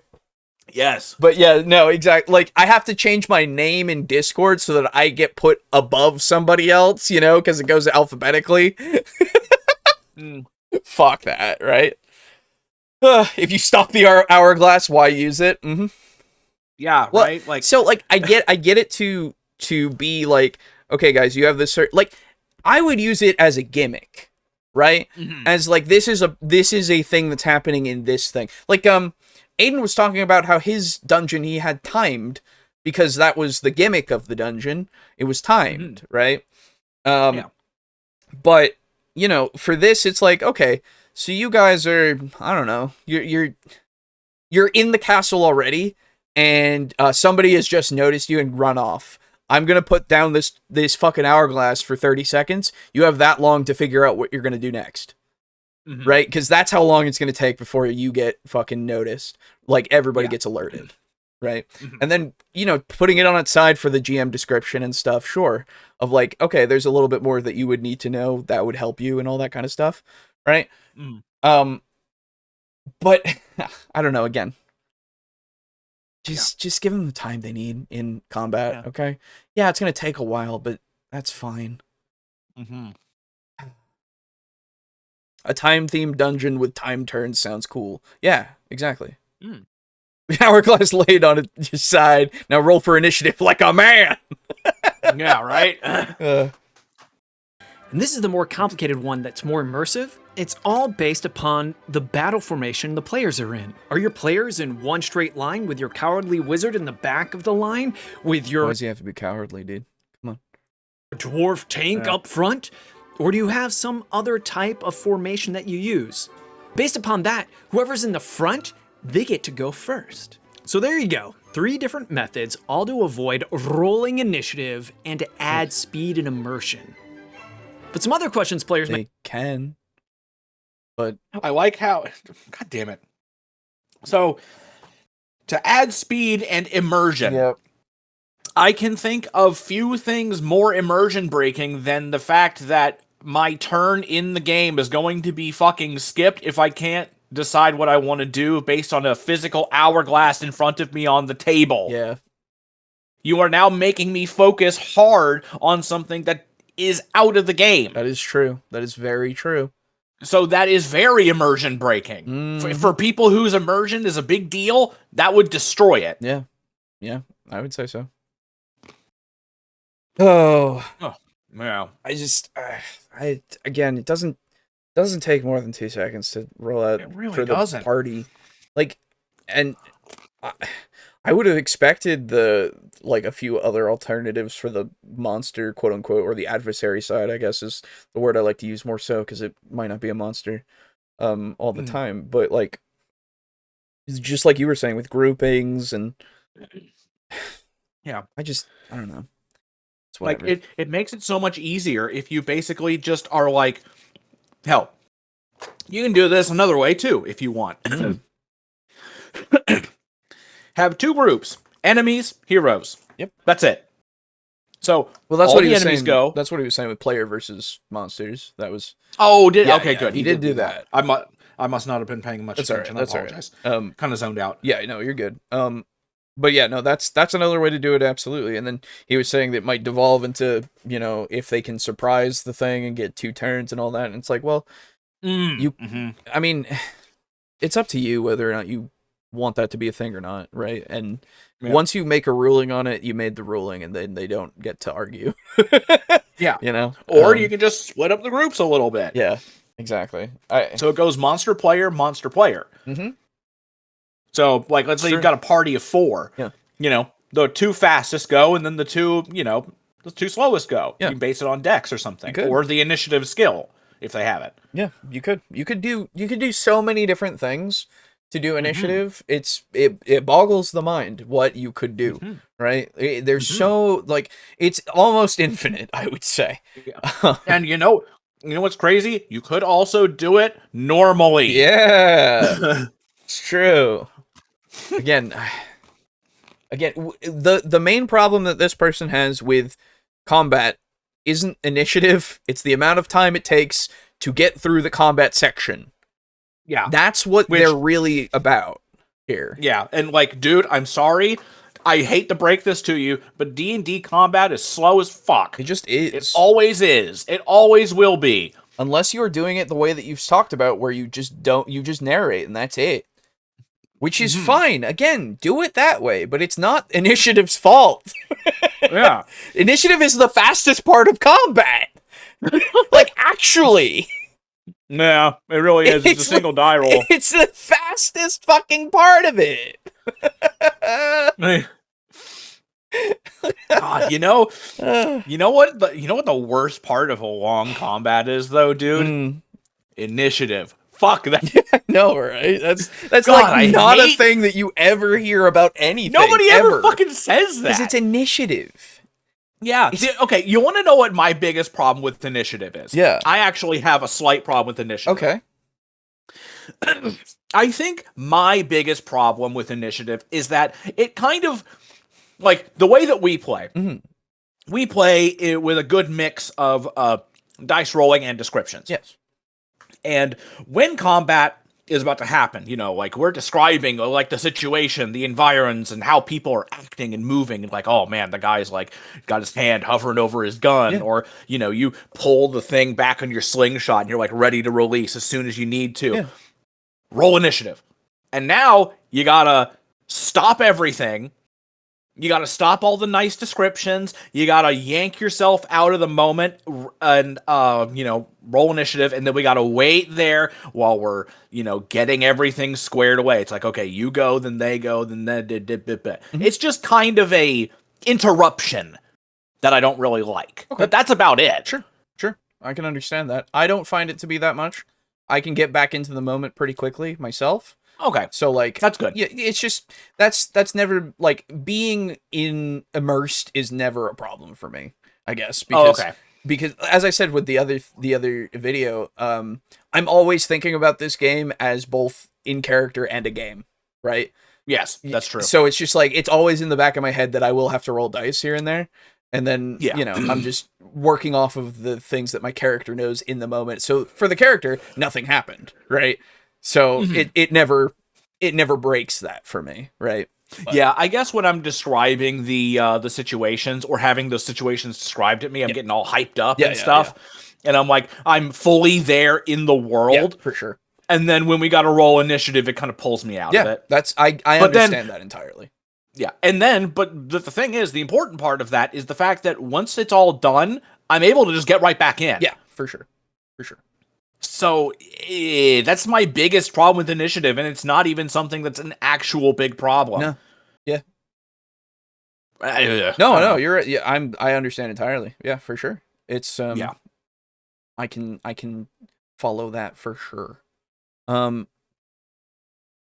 Honestly, if you're dead set on getting rid of initiative, why not let the players pick who goes first? Yes. True. Yeah. Very true.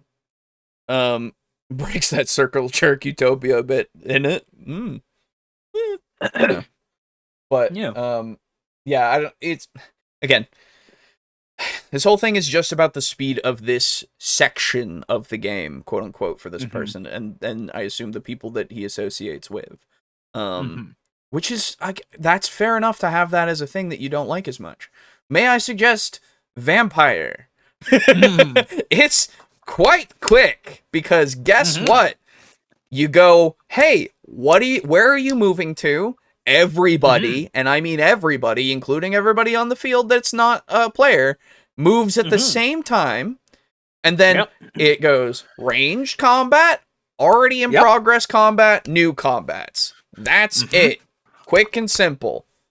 And it just, the amount of time it takes is the amount of time that people describe what they're doing, really.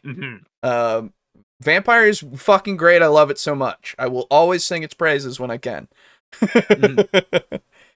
Because D10s, well, oh no, you know. Hey Boo is 7th C quick with its combat. We haven't played it yet. Yeah, hang on. Sorry. I'm chewing. Yeah. And I was raised to not talk with my mouth full. Same. I've never actually played it. I don't know how fast it is, unfortunately. I wish I could tell you, but I do not know. I just know that I own the game. I own the books. I own the, like, normal, like, rule book. I want to say the player's book. And also an expansion for more piratey stuff. I know how the skill checks work, but not how fast combat is. I apologize. May have is like, well, if you're going in narratively based, when did the monsters go? Did they go first? Did they go second? The answer's easy. They go when it makes sense to the story or what's going around on your game table. Did the players not even pass any perception checks? Did they just dive into a room Leroy Jenkins style? If so, well, then that determines the monster's turn. Next question. So, would I then say, could I then make the argument that the people that Leroy Jenkins did might have been prepared for an ambush or something and just went in anyway. So could they potentially go first? Yeah. You know, with anyway, when it makes sense in the story / game is a metric that you can go by, but it is very hard for me to go get behind it. Yeah. Because it's so fluid, it's hard to pin down. Yes, exactly. Like, and to be fair, I'm fine with the idea of, okay, this player is doing something, and then the other player is potentially doing something, and then a monster goes, because at that point, that's like when they might go in the turn order potentially, right? That makes sense in this moment. Like, I get that, I understand that, that's something you can do, and that's fine. But I would rather it be hard and set, because then it doesn't feel like I'm interrupting somebody else necessarily, right? As much as I'm about the narrative thing and will totally interrupt people during the games when they're trying to do stuff, because I'm like, yeah, you're doing that, but also, you know, like, I'm totally about that, but in the combat, it feels different. It really feels different, because in that moment, it's a little bit more, like, the stakes are a little heavier. Yes. At least the way that we play things, you know, even with it being something like 5e, potentially, it would still be heavier, because it's like, you could die in this situation. Yeah. You know? And I don't want to take that away from them, because a monster just goes before somebody else, seemingly arbitrarily. Like, and again, even if I'm trusted or trust the person that's running it, I don't want there to be that doubt. Yeah, because there always will be. Yes. If there isn't an objective, if there is not an objective reason as to why it is happening in that moment that you can explain, then it's going to feel chosen. Yes. As opposed to it being a result. Exactly. And yeah, go on. Like, and here's the other problem. Let's say that you do this. Your group trusts you, but what you need to do in this case is, let's use his example where it's like you 1, then 2, then 3. 3 being the monster. So 1 and 2 go, and then 3 go. They're like, okay, yeah, sure, that's fine. Now 3 goes. Okay, but why though? It's like, no, he just goes. It's like, okay, that's a little weird, but whatever. This is the problem. The problem is the fact that you're trying to save time, and yet in order to make this feel appropriate and not chosen, is you need to describe what's happening. You need to describe after every single hit, as opposed to just rolling initiative and being able to say, okay, you go. Because this is your initiative order. Yeah. Like, when you roll initiative, you don't say, okay, you go first because you're first in the initiative order. You go second because you are second. You go third because you are third. You know, you don't say that on every turn. Right. But in order for this to work, it would be like, okay, you ran in there first, so you go first, and then you're like bringing up the rear, so you go second. Then the monster's finally reacting, so he goes third. You know what I mean? Yep. So you're not saving any time here. Not really. Because in order for it to make clear sense, you have to explain everything. Yes, you have to explain your reasoning to people as to why the story is going this way. Exactly. Like, you have to. Yes, in order for it to be accepted as something that is not just, just you railroading it. Yeah, arbitrary. Yeah. And again, not to say that this doesn't work, right? And not to say that people who do this, who just trust it and then just go with it, or don't exist. They do. They absolutely do. And if it's working for them, that's great. It's just that I'm not comfortable in that role deciding that much, right? Yeah, having that much power. Exactly. No.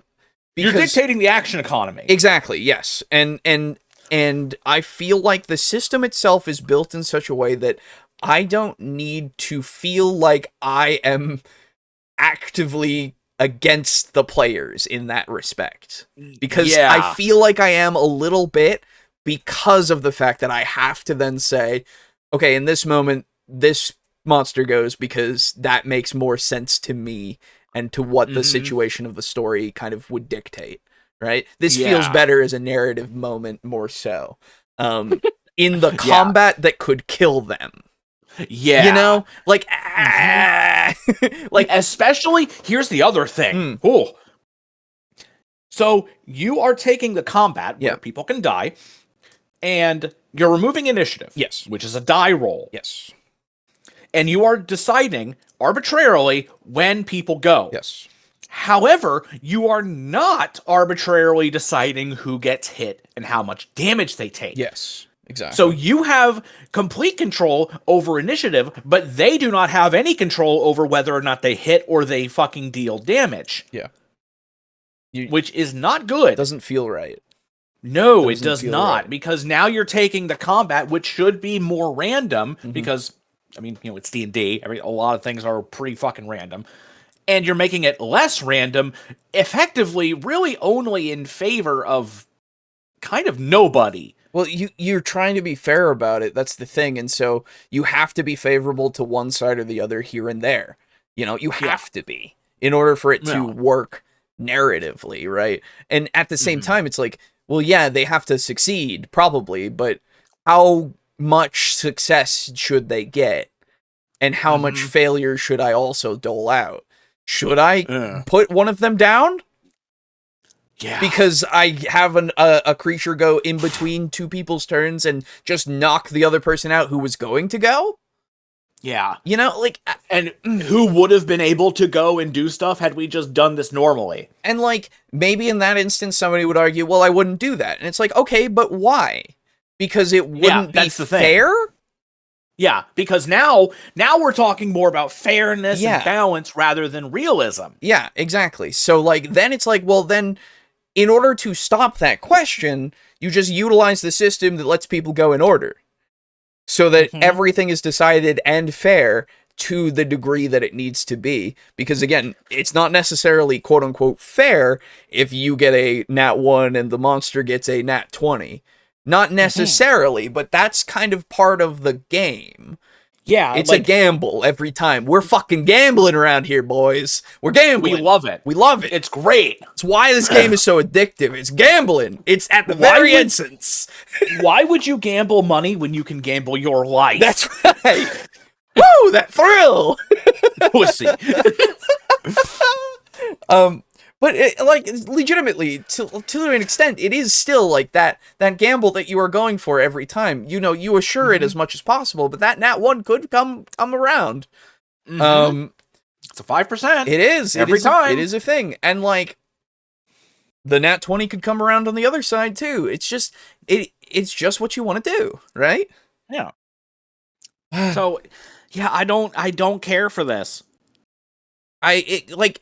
It's a way to do it, but it is not something that I would do. And it's not because of my tactical sensibilities, necessarily, I guess. It's just in terms of me not feeling like shit. Yeah, and it just feels like there's too much control here. And I think the operative word here is control. Yeah. You know what I mean? I want to give some of that control to fate. Quote unquote, you know, as much as possible with the dice. Because it's a better narrative when I don't necessarily control everything. Yeah. I think. Nothing is predetermined necessarily. I just know where I want it to go generally. Right? That's why we don't like railroading. Yes. So I don't know. Anyway, one sad thing I found out is that not many people do videos about 7th Sea when I looked it up. Fair enough. Sadly, it's not very popular. Yeah. It's really, really cool, and I do recommend it, but yeah, it's kind of an uncommon game, which is sad. The That's such a good point. Everyone is harping on preserving immersion, but I don't think I've ever had a group that wasn't massive memers. Immersion was never an option. Well, this is the thing, right? Like, we fucking joke about shit all the time. In Vampire, we've been joking and shit all the time, but I don't think any of us have gotten, like, drawn the fuck out of it, you know, because of it. No, not fully. No, I feel like it, and it's just one of those things where I just laugh about it and then keep going, because it's just like, oh, yeah, we go, you know? We fucking Also, ball it. Remember, remember how you were asking about the order of combat in Cthulhu? Yeah. In the case of a draw, the side with the higher combat skill goes first. Ah, okay. So if you have a cultist with a club and you have a knife Yes. or a gun or something, if you're more skilled with the knife or the gun, you go first. Makes sense. Okay, cool. Simple as. Yeah, simple as. Yep. Yeah, and then in the case of like allied ties, you can just choose in that moment. Fair enough.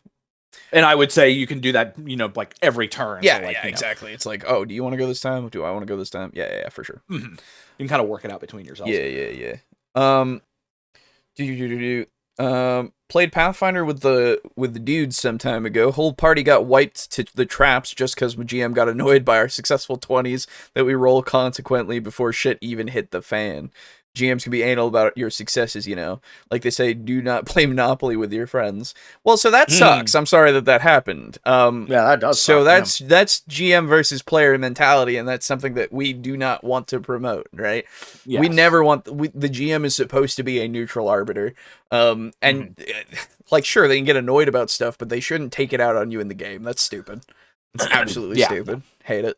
Yeah, don't do that. Especially when you're just succeeding. Yeah, exactly.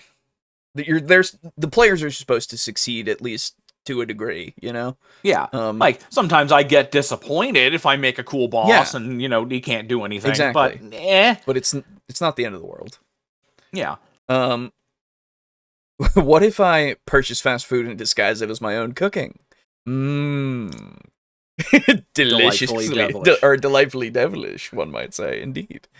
Yeah, fucking great. Very good. So yeah. Anyway, let's keep going. I need more reasons because otherwise I have nothing. Some players have. What if I want to go first? I want to go before my player to my right. Well, the answer is even simpler than the previous question. If you want to go before someone else, then you just do it. If you can think quicker than them, then you say what you want to do before them, or simply ask them. Be polite. There you go. Okay, I was gonna say, you be careful there. Yeah. Because hoo-ha, it just becomes a screaming match at that point. But sure. Yeah, okay. Ask about it first, please. Jesus Christ. Yeah.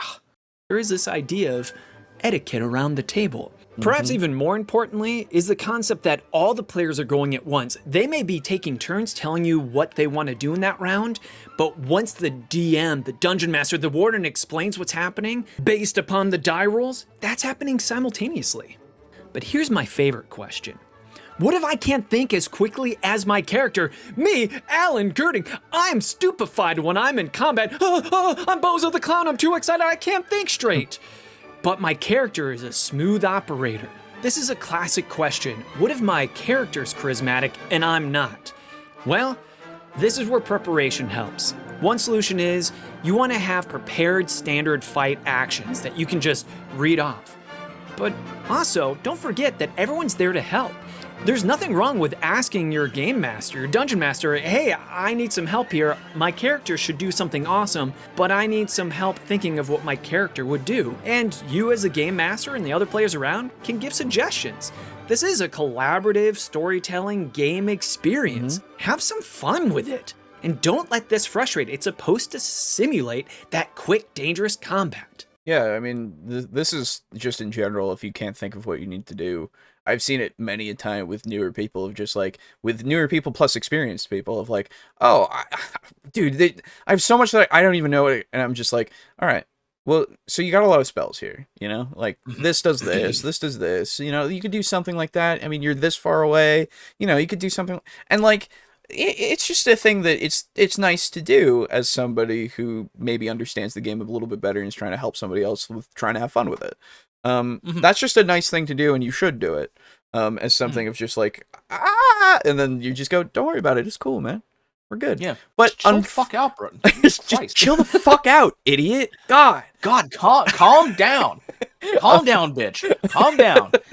I'll go get your fucking tampons in a second. So the what is it?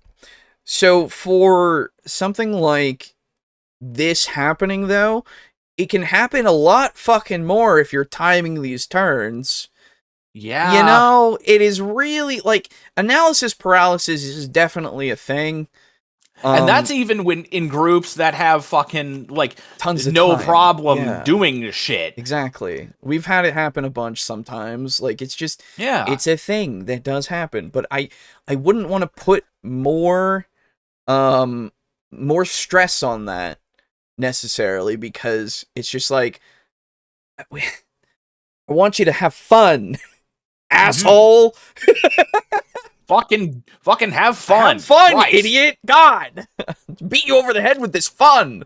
But like, legitimately, it just, I don't know. I don't see why putting that turn limit timer in there with somebody who's less experienced or somebody who can become, just in general, just putting the turn limit timer in there is just, unless it's for the gimmick or for a specific reason for this fight or whatever, I don't see why we need it for everything, you know? It just doesn't add to much, I don't think. And unless you really need that, like, you need to feel like you're dying, right? Like, the immersion argument is annoying.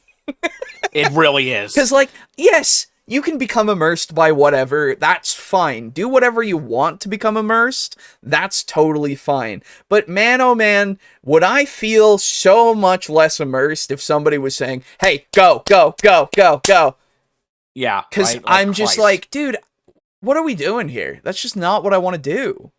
Yeah, I want to be able to enjoy the game. And again, I'm not a fucking speedrunner. Exactly.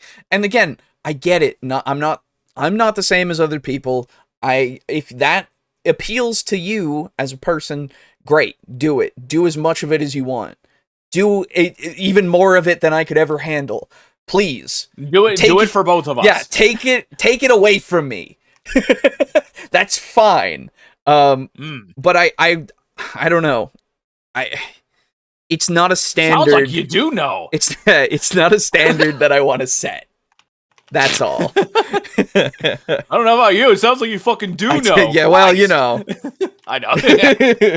But yeah, it's not a standard that I want to set as something that I feel like other people need to follow necessarily. Neither do I think that all the people who are theater of the mind people need to follow it, because descriptions and stuff can take a while. You know? They can. Like, if you really want to describe things to a degree that is sufficient to you, it might take way longer than you might have on your turn, quote unquote. I mean, the reasonable aspect might be the saving grace here of, like, you just give them the time that they're taking when they're describing the shit, and then the next person can take as much or as little time as they need to. But, like, at that point, why even have it be timed turns? Yeah. Like, what's the purpose? Well, going fast. Right, obviously. But, like, just do it. Just don't. Just, like, we could just not.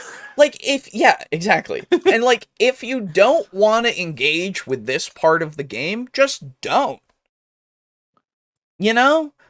Like, I get that you want to a degree, because, again, it does create tension and drama and all that kind of stuff if somebody is going to die and all this shit. I get that.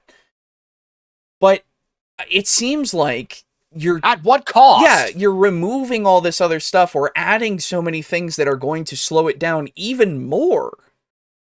I just don't understand. Right? Like...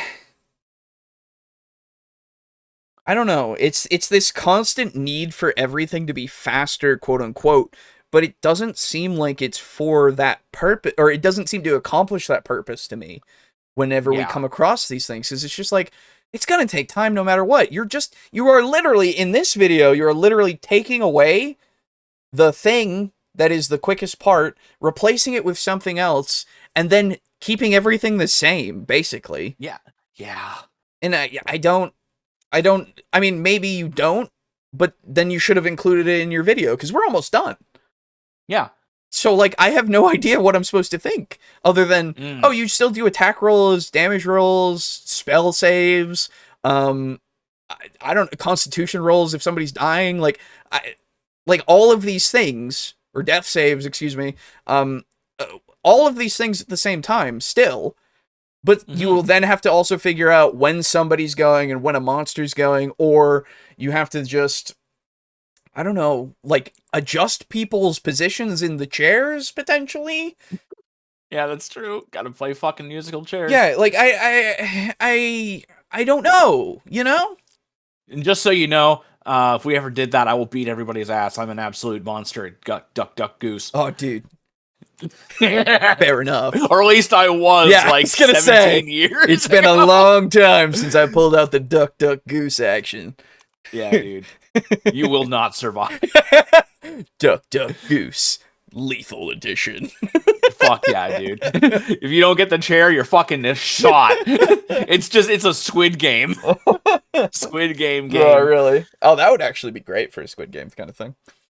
Yeah, that actually would be pretty funny. That would be funny. Anyway.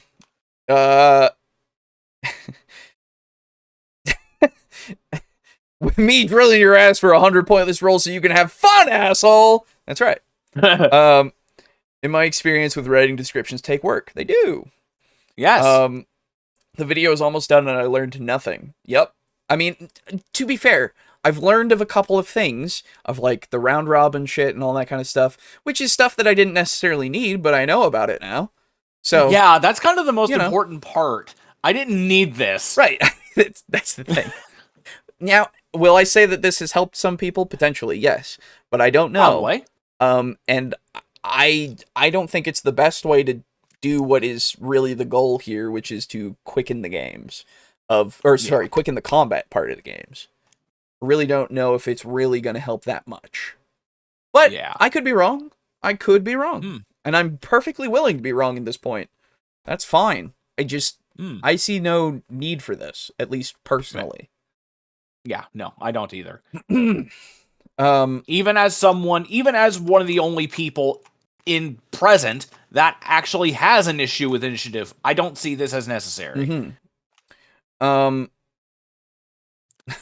a list at least. True. Fatal boyos. Yeah.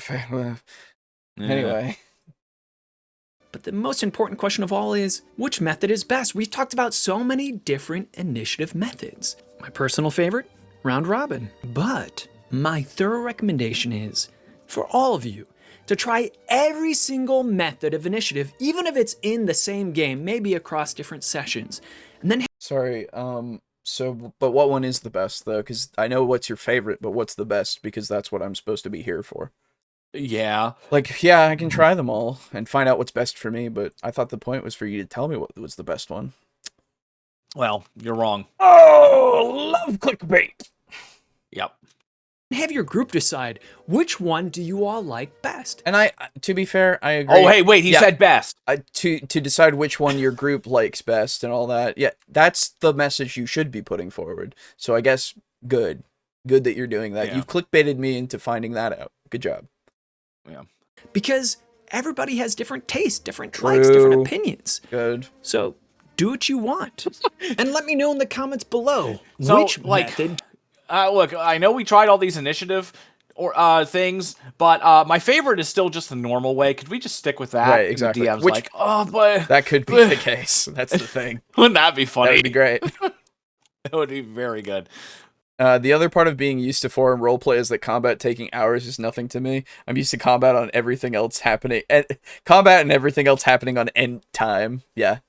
Yeah, dude, we play Warhammer. Well, hell, we're good. Yeah, like even before that, I was playing fucking tactical games, video games all the time, just like turn-based tactical games. And even before that, I played fucking board games that I had to wait my turn before doing stuff. You know? How did you fucking do that Right? without an initiative order? Hey, Wait. the game you says. usually fucking roll dice to figure out who goes first. Or the game just says, hey, who's the last person to do this? Whoa. Yeah. And then you do the Who round was robin the last thing. person to take a shit. Right, exactly. In fucking, what's it? Cards Against Humanity, right? Yeah, yeah. And like, Love that game. and then like also that one is literally just clockwise or counterclockwise or however the fuck you want to do it. Or sometimes the games are like, okay, this person goes and this person goes and then this person goes because of the cards that they get, like the people they get. Yeah. They're all, it's always been there. It's always been a thing. It's important to figure out turn order before you start doing something. Yes. Not in the middle of it.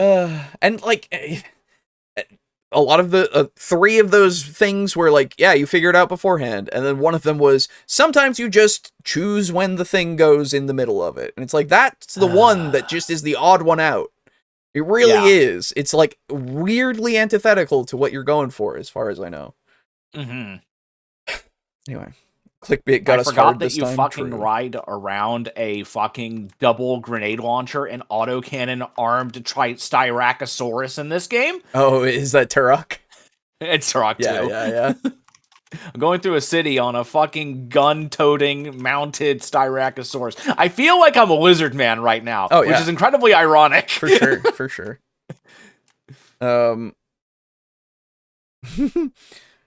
Fatal taught me the ways of jaw dislocation because that I never could imagine in my soundish mind. Yeah, it's fucked up. Fatal's weird. Yeah. I could have even said geologic time. Oh yeah, for end time. Yeah, true. Yeah. Do you like best? Dude. Is there anything you felt I didn't cover? Did this piss you off? No. Leave a comment. Or it really you didn't. Like me. And you love the round robin method. It's just kind of annoying. Pass twice, you freeze. No, I don't even think that. While you're leaving a comment, it's just don't forget the voice. Oh, the voice. The voice is the voice. He's putting on a voice, right? Which is like, it's like the It reminds me of the Matt Pat fucking game theory voice. That's what it is. Yeah, which is annoying. Yes. It is incredibly annoying. But like at the same time, I'm just putting that out of my mind, whatever, going with the stuff, and it's like, no, none of this. I don't give a shit. Like I just like the methods. Like what actually makes me annoyed really is the clickbait, and then just like going over this thing of trying to make something faster, but taking the one part that's the fastest bit, and going. That's complaining the problem. About that. That's the problem, everybody. Yep. Did this piss you off? Dude, you okay? Right?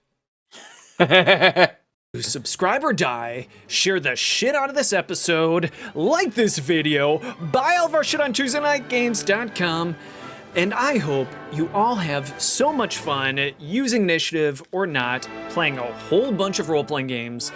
Thanks so much for joining me in Designer Diary. I love you. Bye. Thanks. So also this seemed very focused on one game, which was D&D, really. Yeah. Well, the thing is, not a whole lot of games actually use initiative rolls, which is weird. It is true. Most of the other ones do it's based on your athletics or your dex, or Traveler even has it where it can be dex or intelligence. Yeah. And Vampire's even and if you really need to roll stuff out, you can do it this way. You know, they give you the option to, right? Mm-hmm. But that's it. It's weird to think, but D&D and Pathfinder really, because they're both based on 3.5. Right. So I don't know. It's whatever. It's weird. It's like because D&D is the one that is the most popular, and so everybody's associates initiative with that. But I don't know.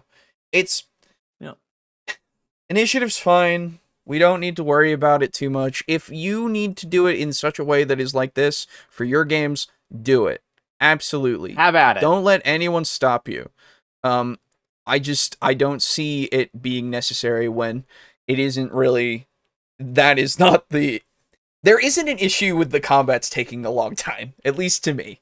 It really, I don't care, personally, how long a combat takes, as long as I'm still having fun. Yeah. Right? Because you can have a long combat or a long violent encounter that, is still, it takes a long time, but it is active. Yes.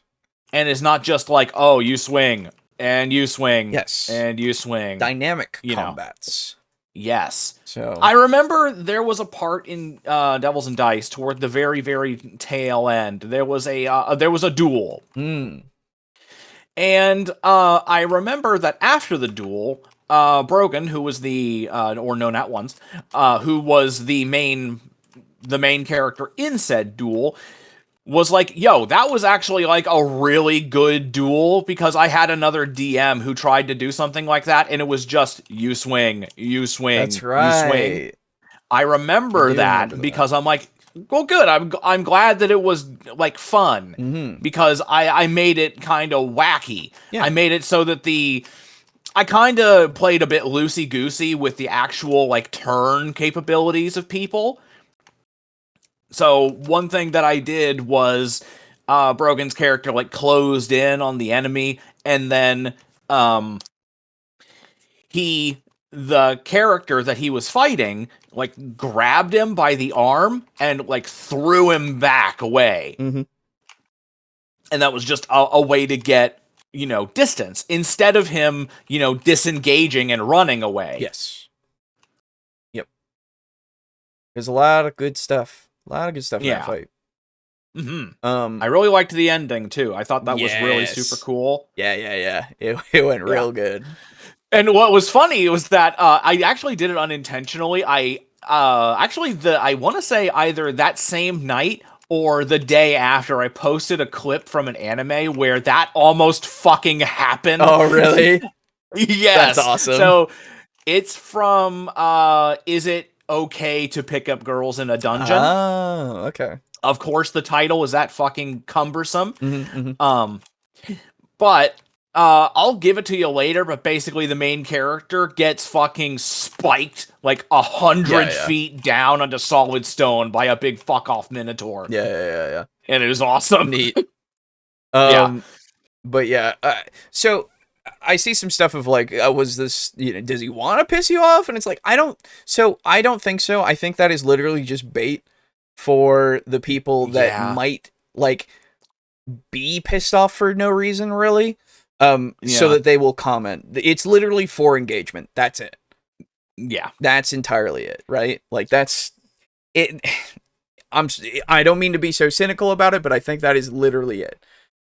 Because that's how you succeed in YouTube, is by pissing people off and making them engage with your content. To a degree, right? You make good stuff, and you also make stuff that makes people pissed off and engage. So they share it around and it blows up, right? Like that's how you succeed on YouTube. So, I don't think it was actually a thing. It's just one of those things that you say at the end to go like, hey, you, to like be hey, like, commenter, comment, right? Because exactly. this, Yeah. So it's just like, whatever. Anyway. So, strangely, I'm not pissed off. Must be the point. Indeed. But yeah, that's both the videos. That's all I got for you today, everybody. It's another case of that clickbaity stuff rearing its head. Though I will say the second video was probably better to me than the first one, just because it was actually more on topic with what it actually had as the premise. And it stayed on topic effectively the whole time. It's just that the solutions, quote unquote, weren't like, good. Yeah, and at the end it was more of a, hey, everybody has their own preferences, do what you want to do.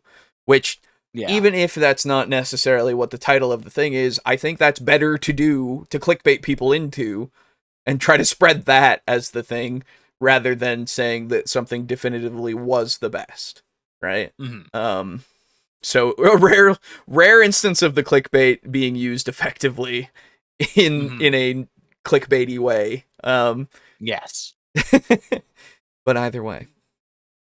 If he's trying to bait us into engagement, maybe I'll just go leave a dislike and not explain. Love those. Man, that actually makes me upset, because when somebody just dislikes and doesn't say anything, I'm just like, why? What do you mean? But actually, speaking of dislikes, have you heard about the new Snow White trailer? Oh, no, I haven't. Oh, it's the most disliked movie trailer in YouTube history. Really? It got 14,000 upvotes, 1.1 million dislikes. Jeez. It might be more than that, because it's probably more than that by now. I know that some of the things only use like peer-to-peer numbers in the sense of who has that extension actually put onto their browsers. Yeah. So like it could be more than that. It probably is more. Yeah. I haven't looked at it myself because I don't give a shit. Yeah. But fair enough. I keep seeing it come up in a series of videos where chat, quote unquote, sings a song out of the comments. Oh, okay. So it's like all the comments are like turned into a song. It's really funny. Oh, gotcha. Yeah. I know what you're talking about. Okay. Yeah. Disliking without explaining is like tipping a penny. Yep. Nah. Makes me upset. Yep. Exactly. Anyway. So yeah, I'm gonna move on to our single comment. Of course, I will extend the invitation if you wish to duck out now. Yeah, I probably will. Okay. All right. Well then, glad you were able to come out. Hope you have a good rest of your night then, my friend. Yep, we'll do. Oh, take it easy, have fun, yada yada yada. Yeah, see ya. Oh, you know what? I will. I'll send you that clip. Oh yeah. So you can watch it. Go for it. Yeah. All right. See ya. Alrighty. I've moved over to the host backup VC, so here we go. Making a live action remake of How to Train Your Dragon. Oh, fuck off. How to Train Your Dragon is definitely fine as a movie. It's been a minute since I've seen it, but I enjoyed what I was watching. Anyway, what fucking live action remake shit. Honestly, if this guy poured his wisdom on my face in real life, I'd just punch his snout and go about my business, because that was unhealthy. I don't know why, I just felt so. Sure. Okay. Well, we only got the one comment, which is fine with me, since I've caught up. So, we've got from Timothy on last week's episode saying, "Hello, bros. New lore. Cornell POV. The Dragon King laid in bed deep in thought. Outside his window, the moon took its usual spot in the sky, right above the valley. The bedroom door slowly opened, and Veronica walked in. Cornell, welcome home, my queen. Veronica, good to be home. The damage left behind by that damn nameless army was horrible. I have a feeling it will take a while to fully recover. I swear when we find the ones that did this, Orcus himself will not be able to look upon the bodies. Cornell, I do hope I will be able to be at your side for it. Why would you not? Woodard returned today with news of a black great worm living in a faraway swamp with a coven of green hags. I will put together a small party to go after them tomorrow, and I don't know when I will return. I see. I would ask to go with you, but with the other nonsense going on, the kingdom needs their queen. Exactly what I was going to say. Our lands need a steady hand right now, and it wouldn't be fair to leave Renee alone to deal with it after he worked so hard fighting back the invaders for as long as he did. I could call the other 3 generals back if needed as well, but I think Renee and I can handle things. I know you can. The scouts will bring news pretty soon, I hope.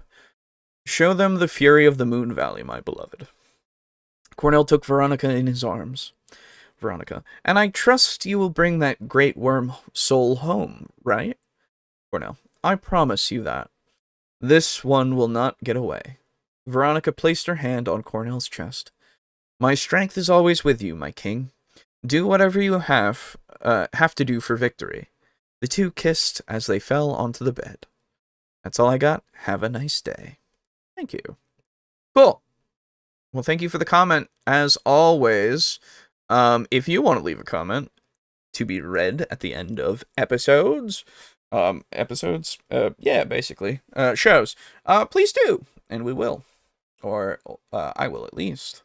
That's some wall. So that's not as long as it usually gets, but you know, should probably get back to building walls. Scientists keeps detecting asteroids that have a chance of hitting Earth. True. 2.6 chance, laddie. True. Anyway, that's all the comments. So thank you very much. Now to shill to you, of course, because we are dirty scum like everybody else, and have the shilling stuff if you wish to support us financially. We are on Patreon, over on patreon.com/TableTalkCrew, as well as Ko-fi.com/TableTalkCrew. Go join either of those if you wish to. Same exact benefits on them if you wish to do so. And that being said, a big thank you goes out to Draco Kraken, Rick, aka Unit Rico, and Steely for those $15 every month at tier 4. Very much appreciated that you've been doing so for a long time. And we hope that you continue to support us if you wish to, if we are worthy of it, indeed. A thank you goes out to Crimson Rose as well in tier 2, and a thank you goes to our tier 1 contributors. Big thanks, of course, as usual. You can go over to TeePublic for now to get merchandise until even after we switch over to Fourth Wall. I still haven't been able to do that. I might actually start working on that today after we're done here, because I still have a little bit of pep in my step. But for now, you can go over to TeePublic and get all these kinds of designs if you wish to. And of course, going over to the Support Us tab on our website, tabletalkdnd.us/support-us, support-us, excuse me. You can look at all the things that I have talked about and will talk about, as well as getting dice through it, which I will probably move over to Fourth Wall to make it a little easier on myself. I've thought of another way to potentially make things a little easier on myself, but I've yet to really go for it, so we will see. But otherwise, this is a thing that you can also do if you wish to support us financially as well. But of course, don't feel obligated to. It's fine. You don't have to. Last but not least, going over to Humble Bundle, you can use our link in the description to go and support us as well as charity by getting whatever you want through the store, through the bundles, through the choice bundles, and, help support all that kind of stuff. Right now, what do we got? What do we got? We got any other sex and love? Wow. Let's see. The Pathfinder Kingmaker bundle might be good for some video games if you want some Pathfinder video game stuff. There's the Pathfinder Starfinder comics too. That's neat. But it doesn't look like. Oh yeah, the tabletop and RPG resources are right here as well if you want some stuff for your tabletop games. At least right now. Looks like we don't have anything else really that's too tabletop-esque, but of course, it doesn't go for just tabletop games. Of course, we've got any other bundles that you want to get through the link will help support us if you wish to. Anyway, that's it. That's all. That's everything. That's all the stuff, all the ways that you can support us if you wish to, financially. If you do not, hey, you can still like the video, comment on the video, and subscribe to the channel. Or to the whatever podcasting service you might be listening to this on in the audio only versions. Do whatever you wish. It's not up to me, it is up to you, because I'm not your dad. So I can't tell you what to do. Please, I hope that you continue to enjoy what we continue to put out. As for, like, game stuff, we're gonna try to finish up Pokemon. I'm not entirely sure what I want to do next for my thing that I want to do, but Pokemon we want to finish up so that we can start Hat in Time, because Boo wants to play Hat in Time again, and I love Hat in Time. Hat in Time is very fun. Very good game. But I'm not sure what I want for my next game, right? Other than that, I'm going to do some editing tomorrow. So for those of you who are table flippers through the Patreon and the Ko-fi, I'm going to do an editing stream tomorrow. So we'll keep doing some vampire edits and maybe make it to the Delta Green stuff, the Project Astatine edits again. But yeah. That's kind of the deal right now. I might even do the fourth wall stuff tomorrow during the editing stream as well. A little bit. I mean, I don't know, because I don't know how much information it requires for you to see. So I might not actually do that, just in case it requires some information, some like personal information and stuff that I don't want on a stream. Right. But that's all a thing. Anyway, I've rambled enough. I hope you guys enjoyed the show tonight, and I hope you, yes, you brush your kobolds and check under your teeth. Exactly. See ya all next week for when we have a special guest on for the show. Someone we haven't had on for 3 years. 3 or 4 years at this point, actually. I can't wait. It's going to be great. I hope that you guys all join. And we'll see you next week. Bye-bye.